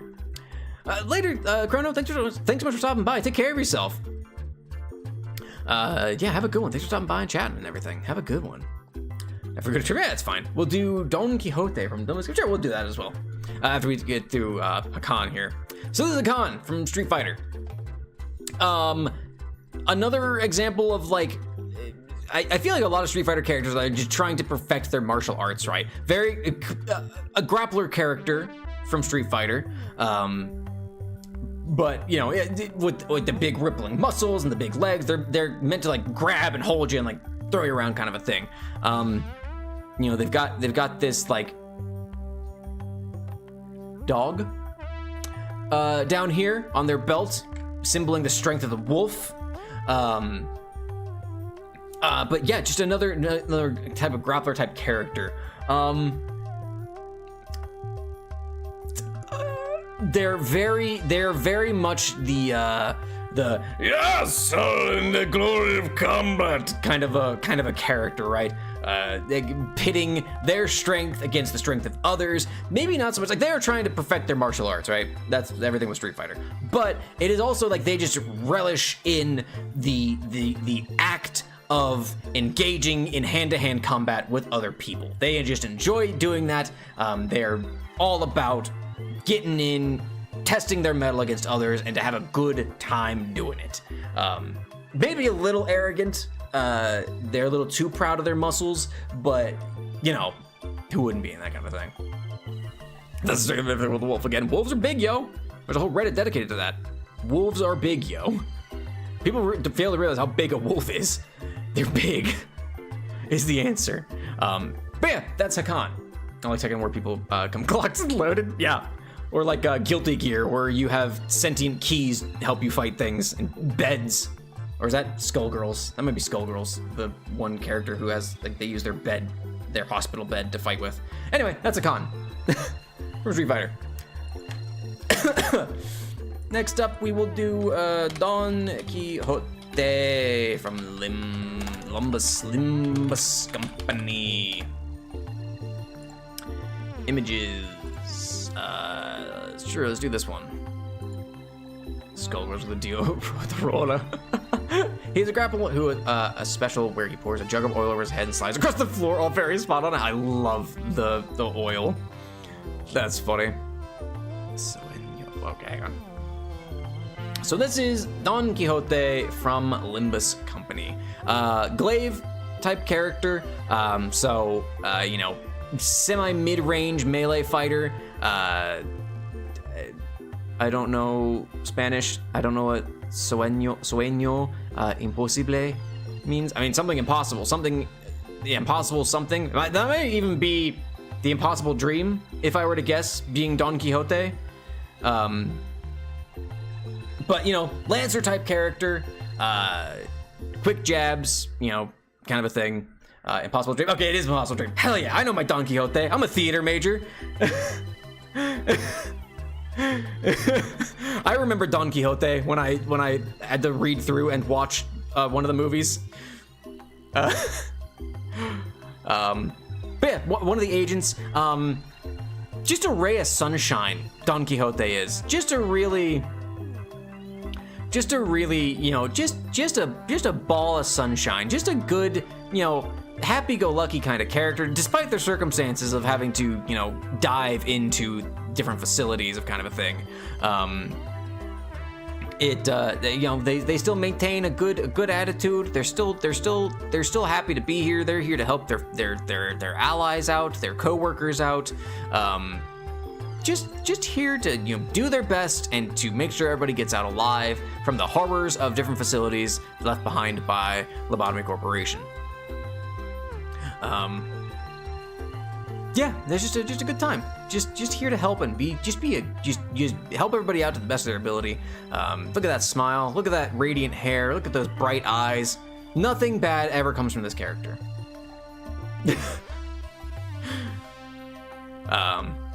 Yeah, that's them. Like I said, they're kind of like a support melee DPS character, as you know, Lance type characters tend to be. Yeah, that is Don Quixote. The impossible dream, of course, getting everything back to life, or not bringing back to making sure everybody gets back alive and doing and achieving a mission 100% perfectly. That's Don Quixote. Come to me, Rocinante. Appreciate the shoes. The shoes are good. I like the yellow, how it complements with their hair. The yellow and yellow kind of a thing. Good stuff. Good stuff. I do love the art style from, like, the character concept art for Limbus Company. I like that it's got that kind of grungy feel to it, which is why I like the contrasting of the bright yellow, the bright blonde is really nice with the sort of grunge of like the clothes and the shoes and even the spirit of certain thing. But that is Don Quixote. One of similar, probably not Toast actually, because I might play Limbus Company at some point in the future. So I don't really want to know. I mean, I already know enough about it. I know so much about Limbus Company and the characters involved, but you know, for other people's sake, yeah, maybe not. We can do Zombie Charlie. Zombie Charlie Street Fighter. I fucked up that like 7 ways to Sunday. But that's what we're going with. Open this up. I've been mad at this when I first played them because the work clothes are much more detailed than the head. When I wait to fix it, I like it. I like it, kind of a thing. There's one character with a lot of detail on her head. I like it, honestly. Like, I think it's a good time. I like the contrast of like the detailed clothing and the quite kind of simple anime styled heads. It's a unique like contrast and I guess conflict of art styles. But I like it. I dig it. Anyways, this is Zombie Charlie, also from Street Fighter. Very much clearly, mad scientist, suffered a horrific accident and then grafted on body parts to keep themselves alive. If I can see Don Quixote. My friends are obsessed with. There's a lot of people who are into Olympus Company now. I feel like it's been growing, which is great. But yeah. But yeah, mad scientist grafted on parts to their body to keep themselves alive after suffering a horrific accident. But also like, you know, they're the fighting scientist kind of vibe, right? They do what they want and they ain't gonna let no bureaucrats tell them otherwise, and that's why they're in a Street Fighter game.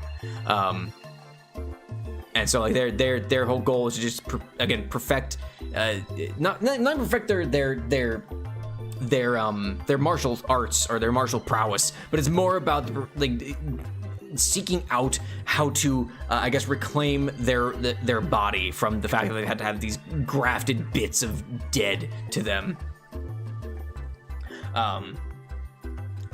Since he's still alive, he still kind of works under that like shitty company, and that's why he's so pissed off about it. A lot of this is also involved with like him trying to get away and out from under the company that's keeping him, helping himself keep himself alive. But so like, yeah, using his newfound abilities through having zombified parts grafted onto him, kept alive through his own scientific methods. But he's not happy about it. Really not happy about it. He's kind of an asshole to begin with, which kind of like led to the accident. He was kind of sabotaged, so he's kind of a prick, but that's just making him like go further and like just push himself even harder, kind of a thing. And that's Zombie Charlie. Where's it? Kim Ji-hoon said he made a small change entirely for profit and everyone wanted to take my life-saving Ji-hoon. Could you read your Faker 404? What is, okay, sure. Taking character still.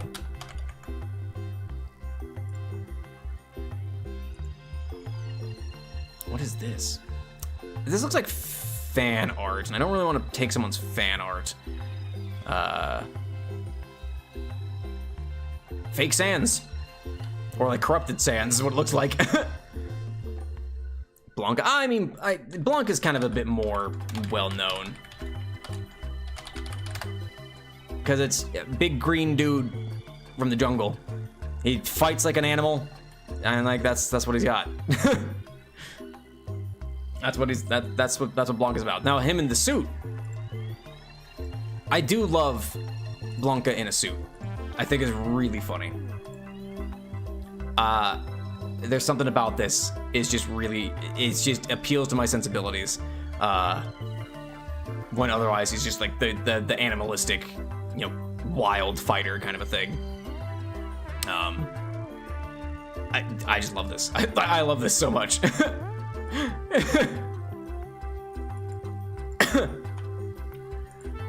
Let me see. I don't want to do too much. We've done a lot of Street Fighter characters kind of a thing. Get this stupid boy. Fuck-a-chon. Oh, that's horrible. I hate this thing. I hate this thing. It ain't worth talking about. Done a lot of Street Fighter, honestly. So I think we will pause it there. I think I'm gonna call doing character reviews now. We'll do a little bit of audience playthrough with Trivia Murder Party as well. So let me get over to the chat stream real quick. And we'll pivot over. We've got like 40 minutes left on the stream. We could probably get one game of trivia murder party in for anyone who would like to partake. I can find it. Where is it? There it is. I'm just curious how long I keep going for. You got sick of Street Fighter? It's more so that I wasn't sick of it. It's just that we've done a lot of them. And so I don't want to like just have it be only Street Fighter characters at that point. I don't want it to be overwhelmingly dominated by Street Fighter characters. I'm not the first dead. I got some sights there. Well, see, hopefully it loads well, because it didn't want to like load last time. All right, let me pull up Trivia Murder Party. Let me hop on over here, put my head up here so I can block the thing. And then let me go ahead and move on up to chat again. All right, let me play. Let me get this going first and foremost. Also, I need to pull up my thing. All right, Jackbox TV. Hang on, let me get in myself before we do anything else. And I'm gonna put these in the chats for YouTube and Twitch. I won't give you the code quite yet, as I need to do one thing here real quick. I need to add a audio application. Trivia Murder Party. Hopefully this. Yes, there we go. It's a little loud. Hang on. Well, sorry about that. Turn it down just a smidge. There we go. Come on, right down. Might be too low. Right down there. Okay. All right. Here is the code if you would like to join now. And I'll put it in the chats as well.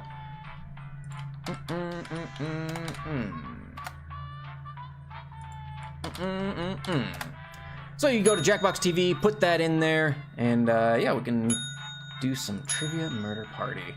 Let me go ahead and put out a thing real quick and change a few things around. Since we are playing.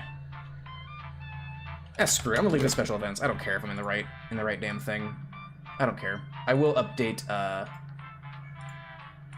Blueski though. The nerd. That we're still going, but we're moving over. I'm gonna do one round. Actually, no, screw it. I don't care. It's one round. I don't even know if Blue Sky will get it like out in time for anybody to join from Blue Sky over here. If I'm quite honest. Oh, hang on. Reconnect. Sorry. So yeah, just go ahead and go over to Jackbox.tv, put in the code TYQG. Ranger JR is in, Toast is in, Pan is in, Dio is in, and we've got Kentucky Crab. We got Crab as well. And yeah, if you're on YouTube, same thing. Hop on over there. Yeah, it's gonna be a little weird because YouTube has like a huge delay, more so than Twitch even does. And if we only have 6, then that is also fine. The audience can still join.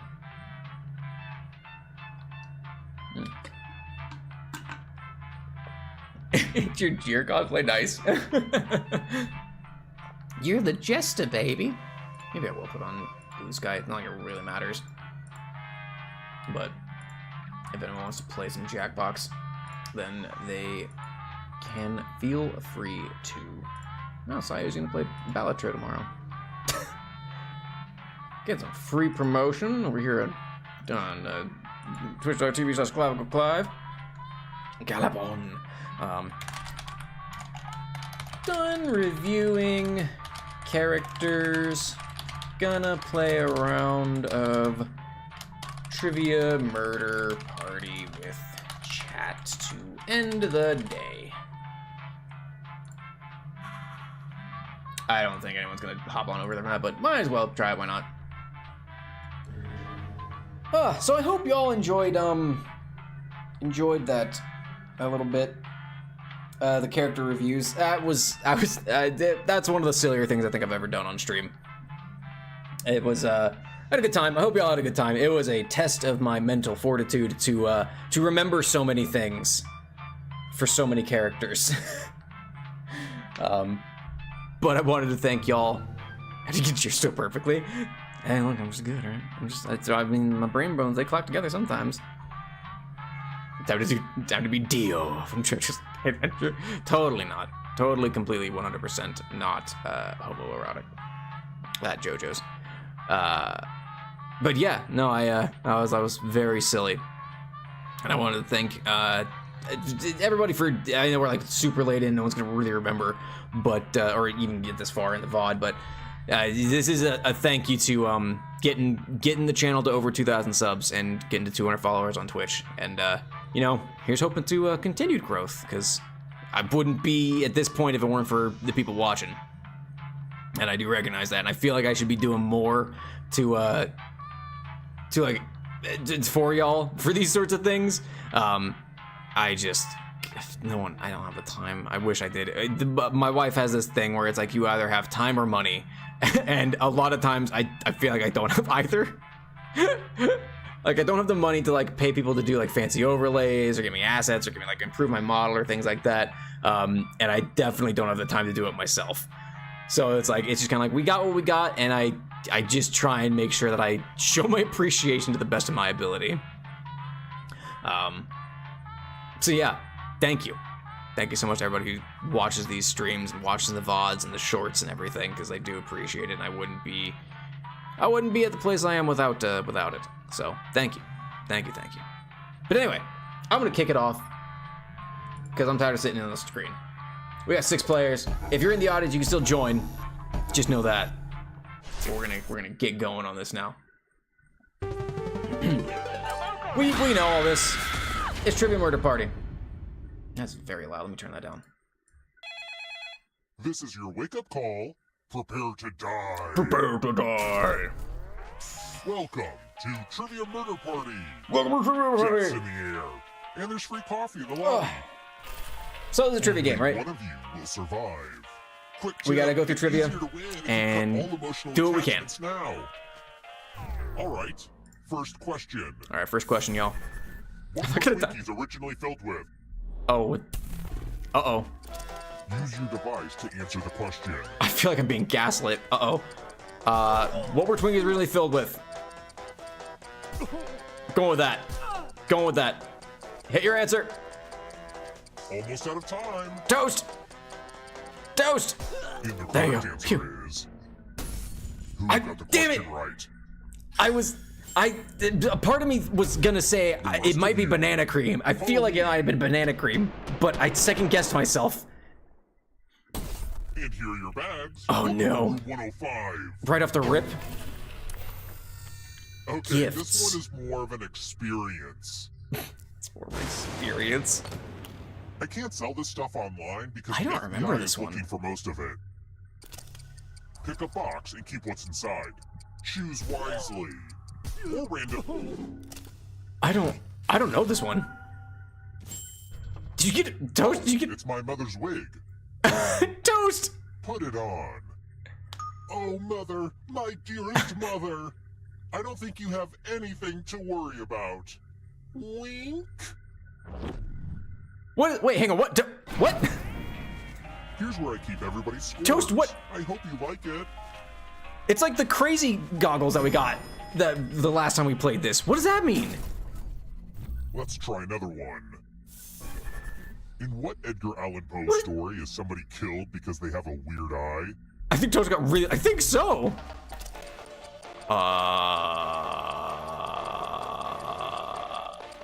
Yeah, this one. 100% this one. This stream's all about me knowing what everything is, right? I think Toast got something really nice. I just don't know what it could be. Fuck. I don't know my Edgar Allan Poe. I'm a bad goth. Like, Oh, I don't mother, know. I can't send you to the killing floor. The rest of you... Toast, are you It's just time. immune to going to the killing floor now because you look like his mom? Back to the killing room. What? Let's see who has ESP. Type in an answer that fits this category. Everyone else will answer Oh, too. And fuck. if anyone matches you, you die. Okay, one of the original Harry Potter books, Harry Including Potter any and potential the... mind readers.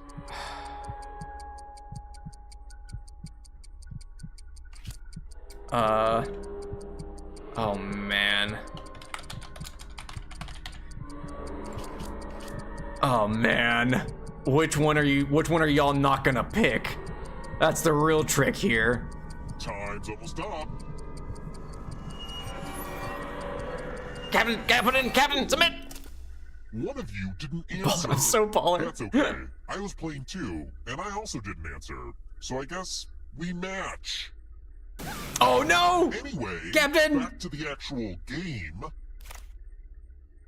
Yeah! Deathly Hallows! So unpredictable, and you get to live. No fun. Though I got it. I was like, which one would people not put in? Now. I almost put in Order of the Phoenix, Just might but steal someone else's life force I didn't in want to the type that many game. letters out, if I'm perfectly honest.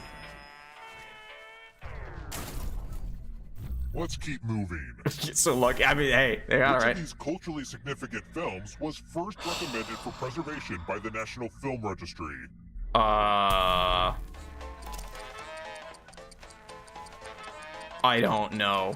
The first recommended for preservation by the National Film Registry? I'm culturally significant. Time's running out. This one. My favorite one? Oh no, Captain. Who picked this? Fuck, really? That's the first one? Whoa, that's wild. Forever, Mother. Rocky Horror Picture Show was the first Show you film. something. Or I guess maybe it was the first of that batch to be recommended. So the other ones would have been as Math well. on. Do Okay. as much math as you can before time runs Oh out. man, math. The worst mathlete will be punished. The worst mathlete. Let's go. Oh, what is that? Oh, that's an amount.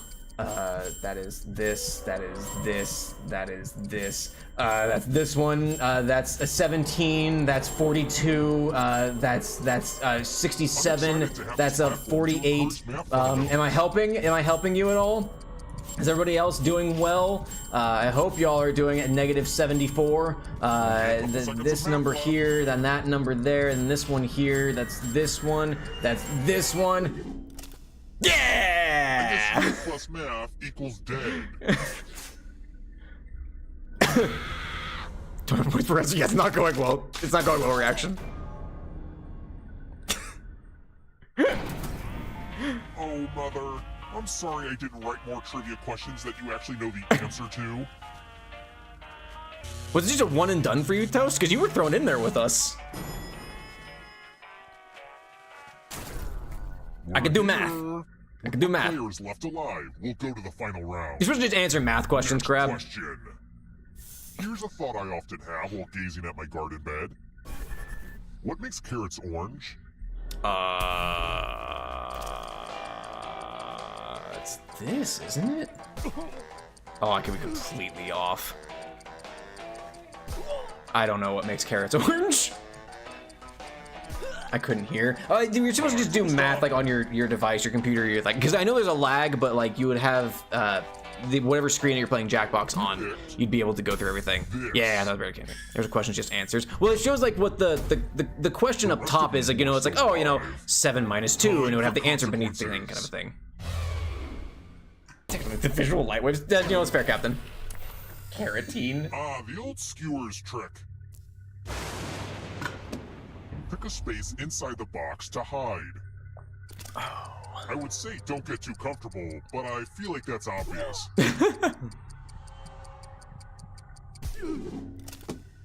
It's time for the volunteers. It says I'm oval. It giving makes you you a oval? very sharp sword. That's funny, anxious. On your device, choose a row or a column to run your sword through.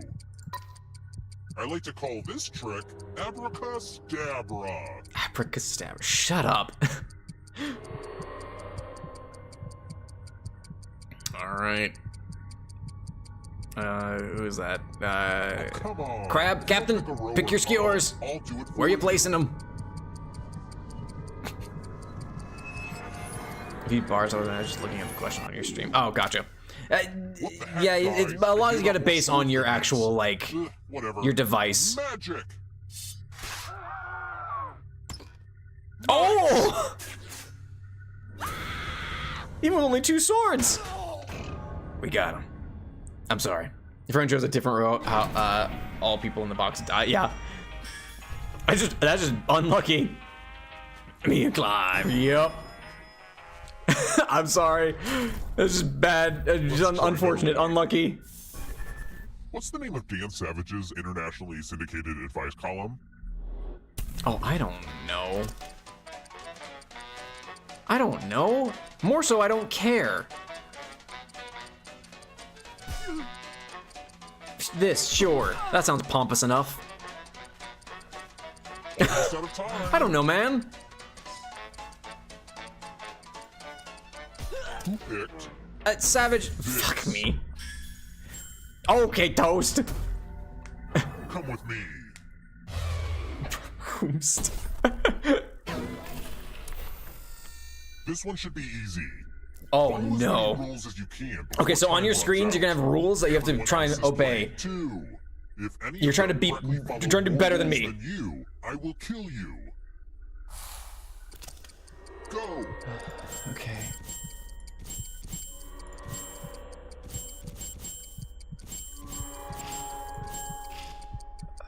This one. No shit! Rules. Do that one. Am I right? Okay, go on that. Okay, this one. Wait, what? Okay, this one. This one. This Almost one. out of rules time. This one. Oh shit! This one. This one. Oh! Well, now I'm mad at Oh! everybody. Pan, you almost had me. Hang on, I'll pause. Because stream added me halfway to the Mythbusters gotta get an advice column. Oh, he said, Dan, yeah, I gotcha. That was really close. That was really close. Oh boy. Yeah, I'm pausing for the sake of everyone getting not stuck in an ad for this. Pan almost had me with that. That was very close. I fucked up like 3 times. One of those was like, I don't know what it was. I think I just read it wrong. Dude, I wasn't anything to ask. I'm smart. It's a really weird, it's a tough game, that one, because it is so easy to be like, oh, don't tap an odd number. Well, here's an odd number, and then just tap it, or like not fully read it. That's my problem. I don't fully read it. My brain fills in gaps. I like read part of a sentence and then try and fill in the gaps, and that's not how it should work. So I think the one that I hit, I thought it said don't tap the second number, but I think it said tap the second number, but I don't know why my brain added added the other word in there. So I hit it, and that was the first time I got frozen. And I was like, oh, I guess I read it incorrectly. But yeah, it's very easy to misread those. It's very hard to read those. Welcome back, Twitch. I did pause it just so we didn't like have an issue kind of a thing. You sure you want to exit? No. Back in the game. Pan, you almost had me. That was really close. Let's keep moving. Go on. Say something nice about a Nehru jacket. I dare you. I dare you, he says. I don't know. This one. I got up a new I've done today. Time's running out. Well, I'm glad. I'm hoping I can be of some entertainment today. Grab. What even is it? I have no idea, JR. I have no idea. This. Fuck. Yeah, I did not. It's time. It's time. What are we doing? You have 45 seconds to escape this room Professional or you anecdotes. die. This is pretty stressful, right? All you need to do is pause and take a deep breath. And when you resume, I know you'll have it all figured out. Well, aren't you clever? All right, you're free to go. Okay. We're good, Toast. I got us. We're good. Not much of a puzzle, that one, but Let's try another one. We're good, What's Toast. the better known title for the painting La Gioconda?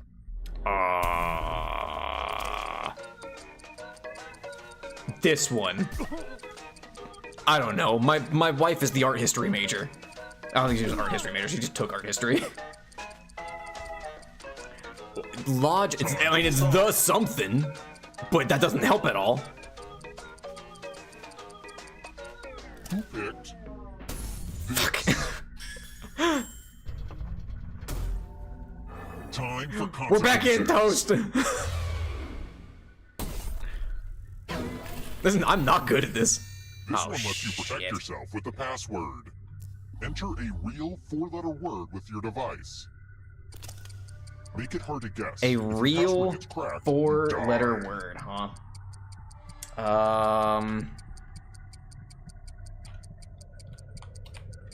There we go. Hurry up. Not feeling too confident on that one. Toast! Toast! Now everyone else will try to crack the passwords. As a team, guess either password on your device.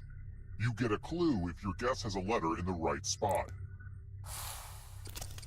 I will reward Have you tried all A? for every Have you tried? password What that about B? gets got. How about T? How about 7? We tried 7? How about W? Greedy about what letters you How about a figured out. lambda? Let everyone know. A lambda? Any lambda enjoyers out in the chat? What about do we do 7? Did we do 7? Have we tried 7? What about TYQ? What if I just use the Jackbox TV code?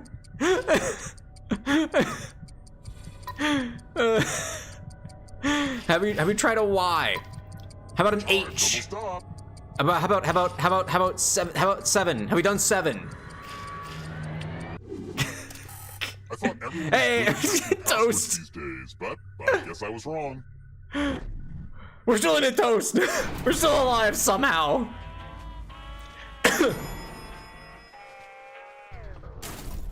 Oh my goodness Let's gracious. keep moving. Let's keep moving. What were the 3 social classes among Vikings? Fucking no.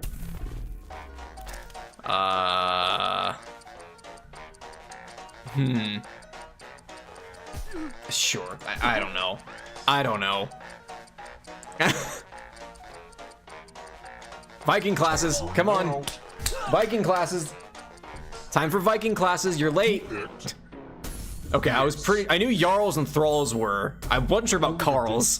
That one I wasn't sure about, but I knew Jarls and Thralls were, so that was my only saving grace there. I got a question right!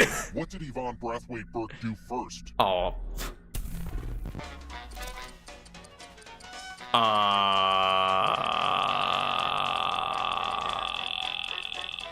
This one. I feel like I've been in like every single one of these games. That's not true. I wasn't in the stabby one at least. But I've been in a lot of these games. It's a miracle that I'm alive still. Picked. Fuck! Everyone is wrong. I want to show you something. Don't, please. Not again. It's the pegs game. Oh, Toast, we're gonna get pegged! You're going to Let's drop go! down this board and try to avoid the death zones. Oh, there's gonna You be... know what? We need some death zones. Go ahead, everyone else. Choose a slot to make it no bueno. No, boy. Oh, man. There's gonna be a potential 4 death zones, Toast. We're in trouble. Okay. Okay. Let the games begin. Pick a spot to drop from. Oh, bad bounce! Bad bounce! Well, this is Okay, we're fine. How did that work? Okay. Well, that was thrilling. But if I'm being 100% honest, I'm a little disappointed. Okay, moving on. Okay. Come on. We're chilling. That was a rough bounce. I thought I was screwed. Well, this is fun, but I need it to end. Time to get serious. Serious? Cereal? Uh-oh. Okay, this is a game where only one person can survive, so Okay. I hope you don't mind a little water. Only one of these keys will open the lock to your tank. so many keys. I just grabbed the first one. Fuck! Oh, I just remembered that I have oxygen tanks in storage. I just grabbed the first key.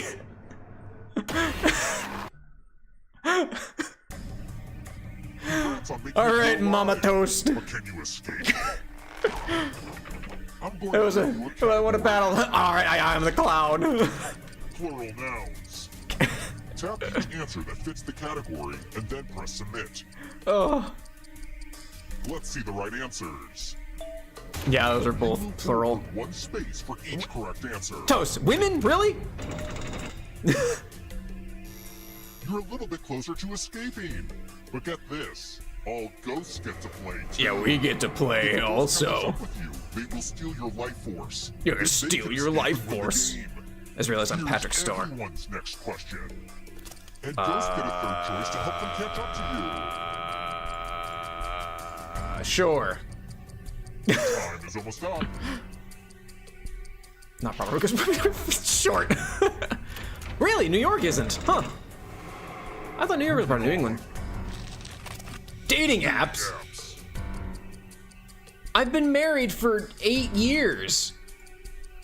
I've been with my wife for 12. I've never used a dating app. Okay, I mean, sure. That's a short welcome. We're doing it right. 6 legs. I think that is showing. Oh no, Toast, that's not good. It should just be on your device. It should just be on your device. Okay. Whoa. Yeah, there we go. Don't look behind you. Oh no, Captain! It's only darkness. Only darkness. Things from the song My Favorite Things. Time is almost up. I really. Wow, actually, Wild Geese is in there? I didn't know that. I don't remember that part. What are you, my stepdad? Wild Geese. Why is Wild Geese featured in the song My Favorite Things? Whose favorite thing is Wild Geese? Love stories where they don't end up together. I think? Yeah, because I'm pretty sure he died. Wild geese that fly with the moon on their wings. Oh, really? Huh. Human blood types. Huh. I actually know this one. Yeah, it's none of them. Yeah, Brooke and Riley don't get together. I'm pretty sure. I haven't seen the movie. I think, spoilers, I think one of them dies, unfortunately. McDonald Land characters. I don't know. I don't know. I don't know. Okay, good. Yeah, I was like, I'm pretty sure Mayor Mayonnaise and Sergeant Sea Salt aren't Ronald McDonald characters. Please, Oh no! I'm a theater major, but I'm a really bad theater major. I didn't study theater history. Who gives a fuck about theater history? I think the miser's the only one, yeah. Hey, I actually did know that one. Oh, it's close though. Chat, it's close. Yet, if you want to break through that barrier, you'll need a perfect answer to this question. And that includes the third answer choice now too. This one, and that one, and the other one. This God, Pop, don't worry about it. We're wrestling for our lives. Fuck! I think Toast, you win! Toast wins! Congratulations, Toast. Wow. Down to the wire. Hell yeah, congratulations. 6 for bait. Way to go. Damn. All right, Grandma. Oh man, too many keys. Never won. Oh, but you get a. There's a final thing. Toast, you got one last Hello thing. again, Mother. Mother. Congrats on beating my game. Later, I'm JR. starting to Have a good one. suspect Good luck with that coding. Maybe you're not my real mother, and that would be bad. So I have one more question for you. You used to make me call you Dr. Mother DDS. What does that even mean? What does it mean? If you're really my mother, you should know this one. What is it, Toast? Hurry up. Let's see if you're really my mom. There you go. Yep. I guess I was just being paranoid, but you definitely passed the mom test. You so passed the get mom to test. live. Toast, congratulations, Bye you're a for mother. now, Mom. Congratulations. Toast still alive. Slow news day. Pop, I'm so confused. First I missed the part I was waiting for. Now I don't know what's happening. We moved on. We finished up the character reviews, and I'm just doing some trivia murder party with chat. Let's do one more round. I'll do a reboot. We'll reboot the franchise. So we'll have new players. I'll give people a chance to join in. But congrats, Toast, on the win. We'll reboot the franchise. Let me get myself in here real quick. Oh, I'm the Jester baby. And once again, actually, let me get the link up for everybody on YouTube and Twitch. You need to go to jackbox.tv. You'll have to enter in the code, which I will put in momentarily. And send, and then remove the head. We'll do one more round of Trivia Murder Party, and then we'll call it a day.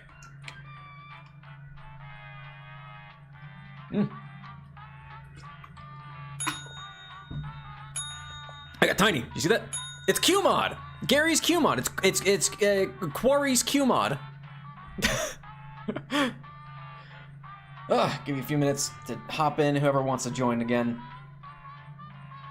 Yeah. Way to go. Why do I have two tabs of this open? That was weird. Oh, I'm gonna have to see. Give me 1 second. Oh no. Oh, it didn't happen. It didn't happen. 11 for 4 is the longest I've seen. Yeah, I mean, this is a normal Saturday stream. I normally stream about 4 hours on Saturdays. So guys, grab it. Had to win. All right. Last call. I drank too much power, so you guys go without me. All right, Pan, sounds good. We'll just call it at 6 again. If you want to join the audience, feel free. Use the same code on jackbox.tv. We will start right about now. Alrighty. We're in. The local residents familiar with We skip. Starting over. Let's see if Toast can defend the crown. To die. Welcome. Welcome. To Trivia Murder Party. 3 hours on Saturday, not 4. This No, I normally isn't stream an 4. ice I stream cream 2 lovers to 6 p.m. But a game of dire consequences. Eastern time. Only one of you will survive. Only The one rest of of you you will will survive. die. Was that clear? I'm trying to be a better communicator.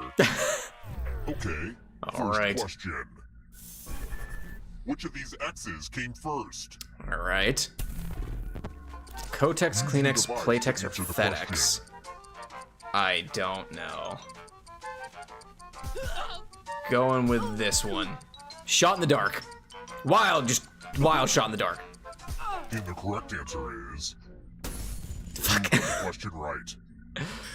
Hey, Toast and Crab got it. Congratulations. The rest of you... Back into the death game. Housekeeping! We're at room 105. Oh no.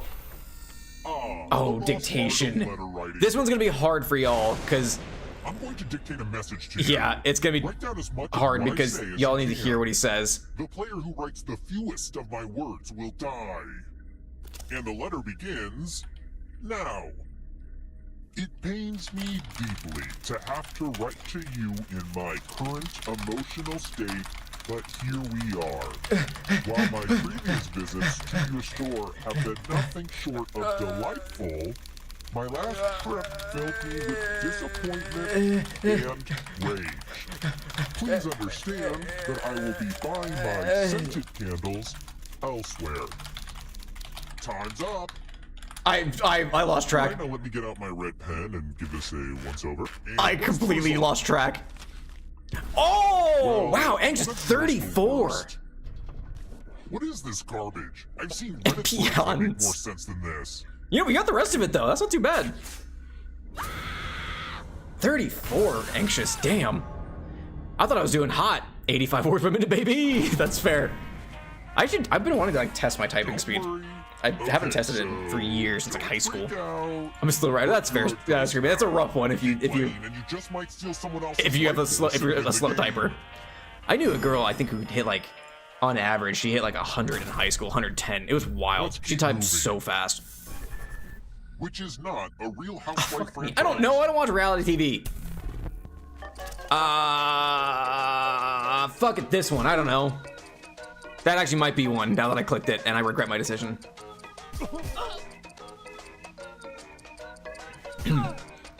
I don't know, man. I don't watch the Real Housewives. This. Fuck me. The rest of you who are still alive, it's time. Welcome to Route Apparently 217. Canada isn't into having a Real Housewives Let's series. play with spooky dice. Roll as Spooky much dice. as you want to add to your score. It's I'll kill blackjack. the player with the lowest score, but go over 21 and you die instead. It's And blackjack. Don't forget, if they roll a skull, that adds 1 to everyone's score. But Dubai is right, Jig? Exactly. This is a game for people who like blackjack but hate using cards. Okay. Let's see. Where are we at? Oh, fuck. Okay. Uh-oh. Uh-oh. Uh-oh. Uh-oh. Uh-oh. Uh-oh. Uh-oh. Uh-oh. Uh-oh. I can't roll anymore. I can't roll anymore. I can't roll anymore. Crab, I think we're dead. Shit! I see you're unlucky in dice. Damn it!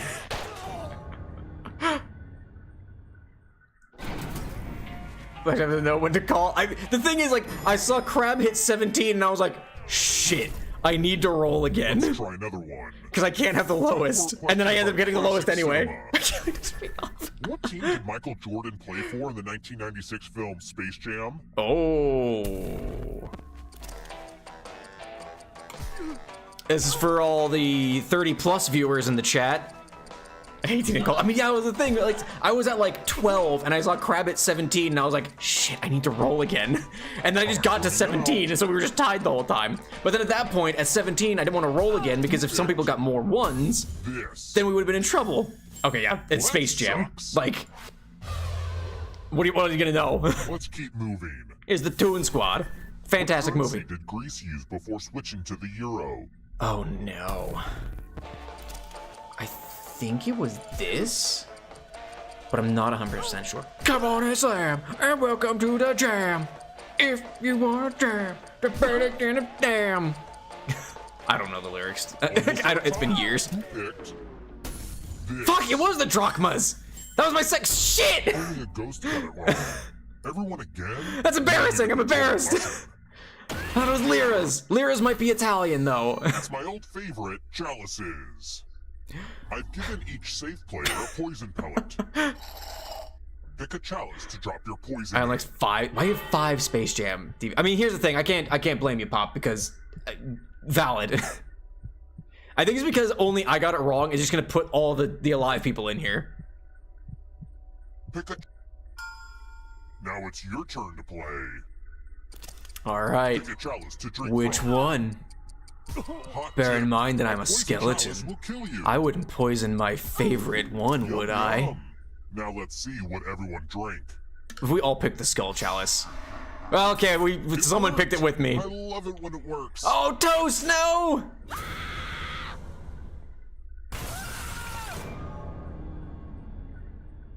That guy's more. Crab. So wait, react. We picked this. We both picked the skull chalice. We're here. When one player is left alive, Who wouldn't? we'll go to the Exactly final right. round. Also, it's the skull. I'm a skeleton. I gotta pick the skull one. How many keys are on a grand piano? Uh-oh.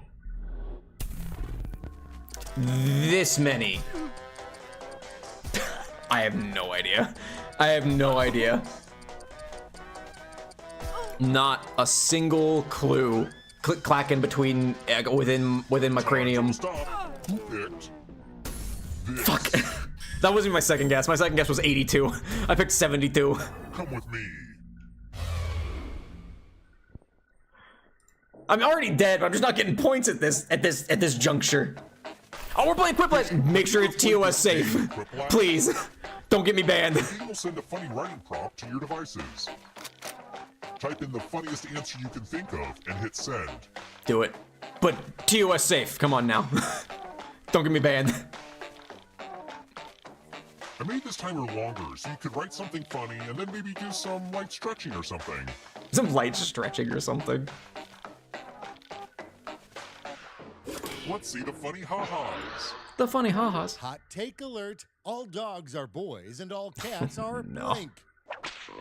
Banned All right, or everyone YouTube else, what was influencers? the answer you like the best? Oh no, those are both really funny. The player who wrote the answer with the fewest votes dies. I'll go with that one. They're both really funny though. Everybody stretch, thank you, Jig. Voting time is almost over. Thank you for this. Thank you for the stretch. Okay, let's see what people think. Okay. They're both. Band is really funny though, Jig. That's also. That was a tough one. I almost picked Band, but YouTube influencers was just won me over. As as a streamer, I had to pick the one that hurt me the most. Still alive. You know what that means. Is that maybe a cat? What's the Venn diagram on that? Are all cats YouTube influencers, but not all YouTube influencers are cats? Glad to see you're the one to make Not it cat, feel I'm allergic. alive. Ah, that's Or fair. will you be the one to escape? You are anxious. You got the head start. I'm going to give you a category. Oh. From Grease 2. Grease 2. Tell each answer that fits the category. Not and then classic press Grease. Grease 2. The shitty sequel. I don't think I've ever even seen Grease 2. Now, to be fair, I've never watched Let's see Grease, the but I know right enough about answers. classic Grease. You advance one Hey, stage there you go, for every Anxious. Correct answer. Even more of a head start. All right, we need to take their life force. We need to take Anxious But it's Skeleton's not life force. just you. If a ghost catches you, he'll steal your life force. Oh, I am. Then they can try to escape Jig, it is and not take looking the good lead. for us. Here's everyone's next question. And ghosts get a third choice to help them catch up to you. Kill them. Kill them now. I don't know. This one? Time is almost up. I don't know plants. My wife knows plants. None of them are poisonous. Huh. Yeah, this is turning into a serious lead. Seriously, it really is. Hero cards. I think that. I think those are the answers. What are tarot cards? Yeah, King of Swords is the only one. Swords is a suit. The other two, no, those aren't things. Stranger Things characters. Uh-oh.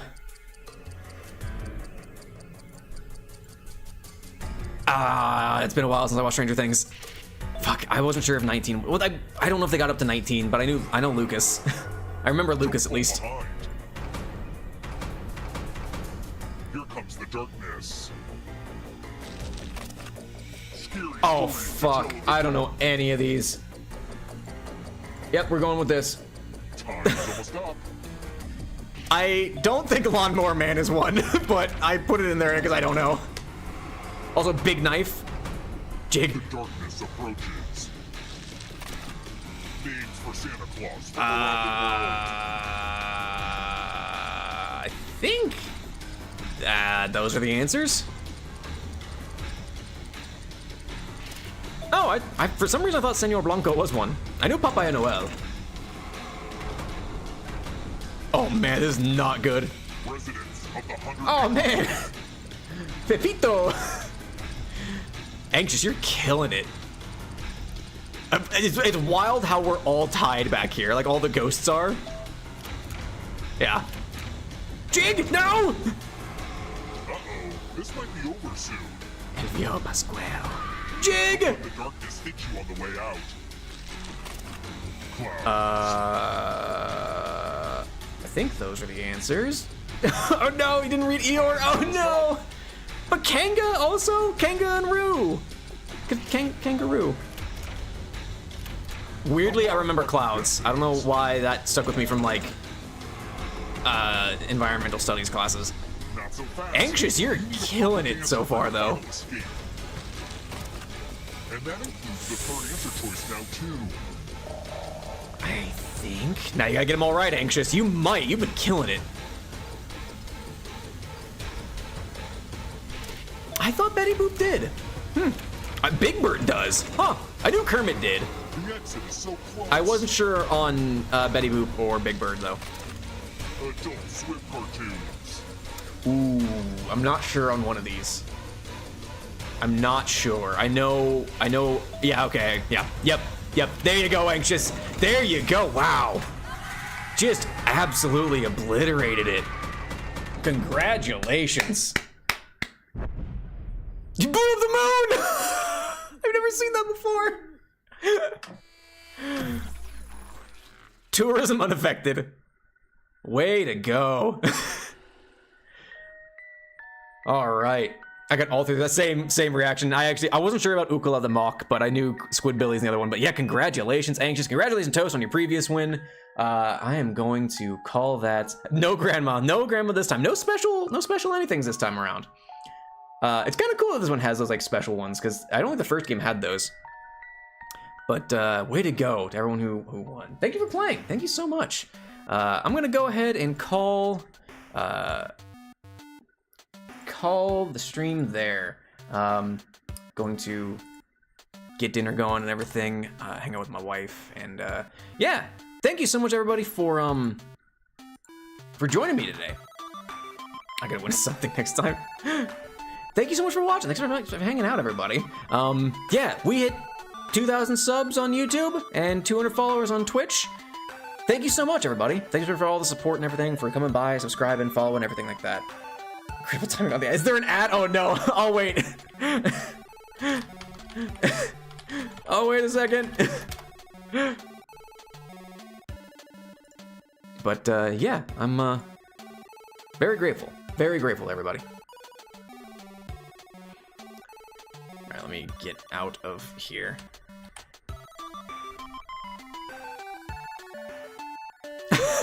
We've got a joke redeemed to call it the night once Twitch comes back too.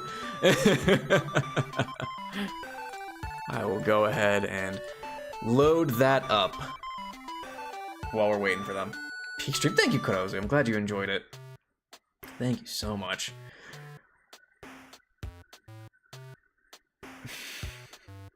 This is a bad one. This is gonna deal. This is a bad one. Hey, we got the shades. The shades will be back. We'll be on when the people come back too. You're not an ad crab? Hey, you know what? Well, there you go. We'll wait for everybody to come back. Thank you for the shades, Pan. Why is there no ad? That's wild. Hey, you know, I'll take it. I'll wait for ad to end though, just in case. And the clown knows, of course. Thank you, reaction. All right, we've got a joke. Welcome back, Twitch. We've got a joke loaded here to round out the day. Again, thank you so much, everybody, for watching. Thank you for the support. Here's to the next 1,000, the next 100, or the next 1,000 on YouTube, the next 100 on Twitch, and onwards and upwards, as it were. Don't know what I want to do for the next one. Be thinking about it. I think for 5,000, I might try and figure out the full logistics of a karaoke stream.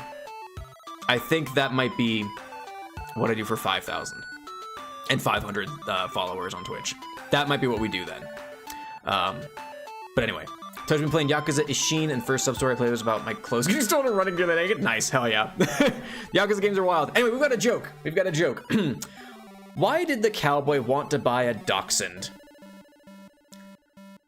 To get a long little doggy.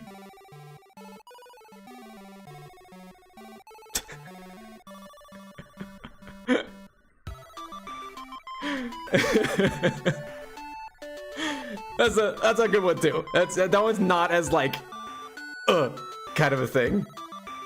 But yeah. There's a way of setting up OBS so audio doesn't play on VODs, but it plays live. Ooh, I might need to figure that one out. just to figure that out so we can do a without having to worry about things like that. If anything, if nothing else, I think I just wouldn't keep the VOD. I know like a lot of VTubers do unarchived like karaoke things where it's like they just don't save the VOD. It just isn't up anywhere because it's kind of like a YouTube can't get mad at you if there's nothing for them to find kind of a situation. So I probably just won't archive those. It'll end up being an unarchived celebration stream kind of a thing. But that's for 5,000. That's way in the future kind of a thing. 5,000 subs on YouTube, 500 followers on Twitch. That's at the rate we've been going, probably like a year from now, like probably next like November, if we continue to grow at the same rate that I've been growing at. But we'll just have to wait and see. But anyway, thank you so much again for hanging out and celebrating this with me. I really do appreciate it. And yeah, thanks so much for hanging out on the stream and all the support that y'all have been giving me. Twitch, I'm gonna find somebody to raid. I think I know who I'm going to raid. We're probably gonna end up raiding, oops, no, this isn't what I care about. Ooh, Nari's live. I didn't realize Nari was live. We'll probably end up raiding Sky, who is playing Dragon Quest 3. Also, we're gonna be raiding because I'm apparently Sky named a character in here for me. So we're gonna raid over to Sky. I don't know much about Dragon Quest. Sky's cool. If you haven't followed Sky yet, he's another SkeleTuber. He's cool. He's chill. Go support him. Remember to be polite in chat. Y'all are well behaved enough, but I feel like it bears repeating. Be polite. Treat Sky well. Thank you so much for hanging out with me today. Our normal raid message, of course, is Bone Brigade. If you don't got the little raid fella, that's fine. But Twitch, thank you so much. Normal stream, well, next week's kind of weird. Next Tuesday, the normal time, 10:30 p.m. Eastern time, probably just TCG Card Shop Simulator. Though that said, I've been kind of tempted to get back into RimWorld. But whatever it is, 10:30 p.m. Eastern time on Tuesday. No streams next Thursday or Saturday, as it is the Thanksgiving weekend, and I'll be spending time with my family. So, thank you so much for watching Twitch. The schedule will be up on Blue Sky and on YouTube and everything. So, thank you so much. Have a good one. Take care of yourselves, and I hope to see you next time. Bye-bye now. Bye-bye. All right, YouTube. Now that they're going. Oh, Nikodozu, I saw you play Gartic Phone. We might. It's kind of tricky because I'm afraid of things being a little TOS unsafe, but we'll see how it is. But YouTube, same things. No stream next Thursday or Saturday. We've got normal stream Tuesday night, but Thanksgiving weekend is stopping me from streaming elsewise. So thank you so much for watching, YouTube. Thanks for hanging out. Have a good one. Take care of yourselves, and I hope to see you next time. Bye-bye now. Bye-bye.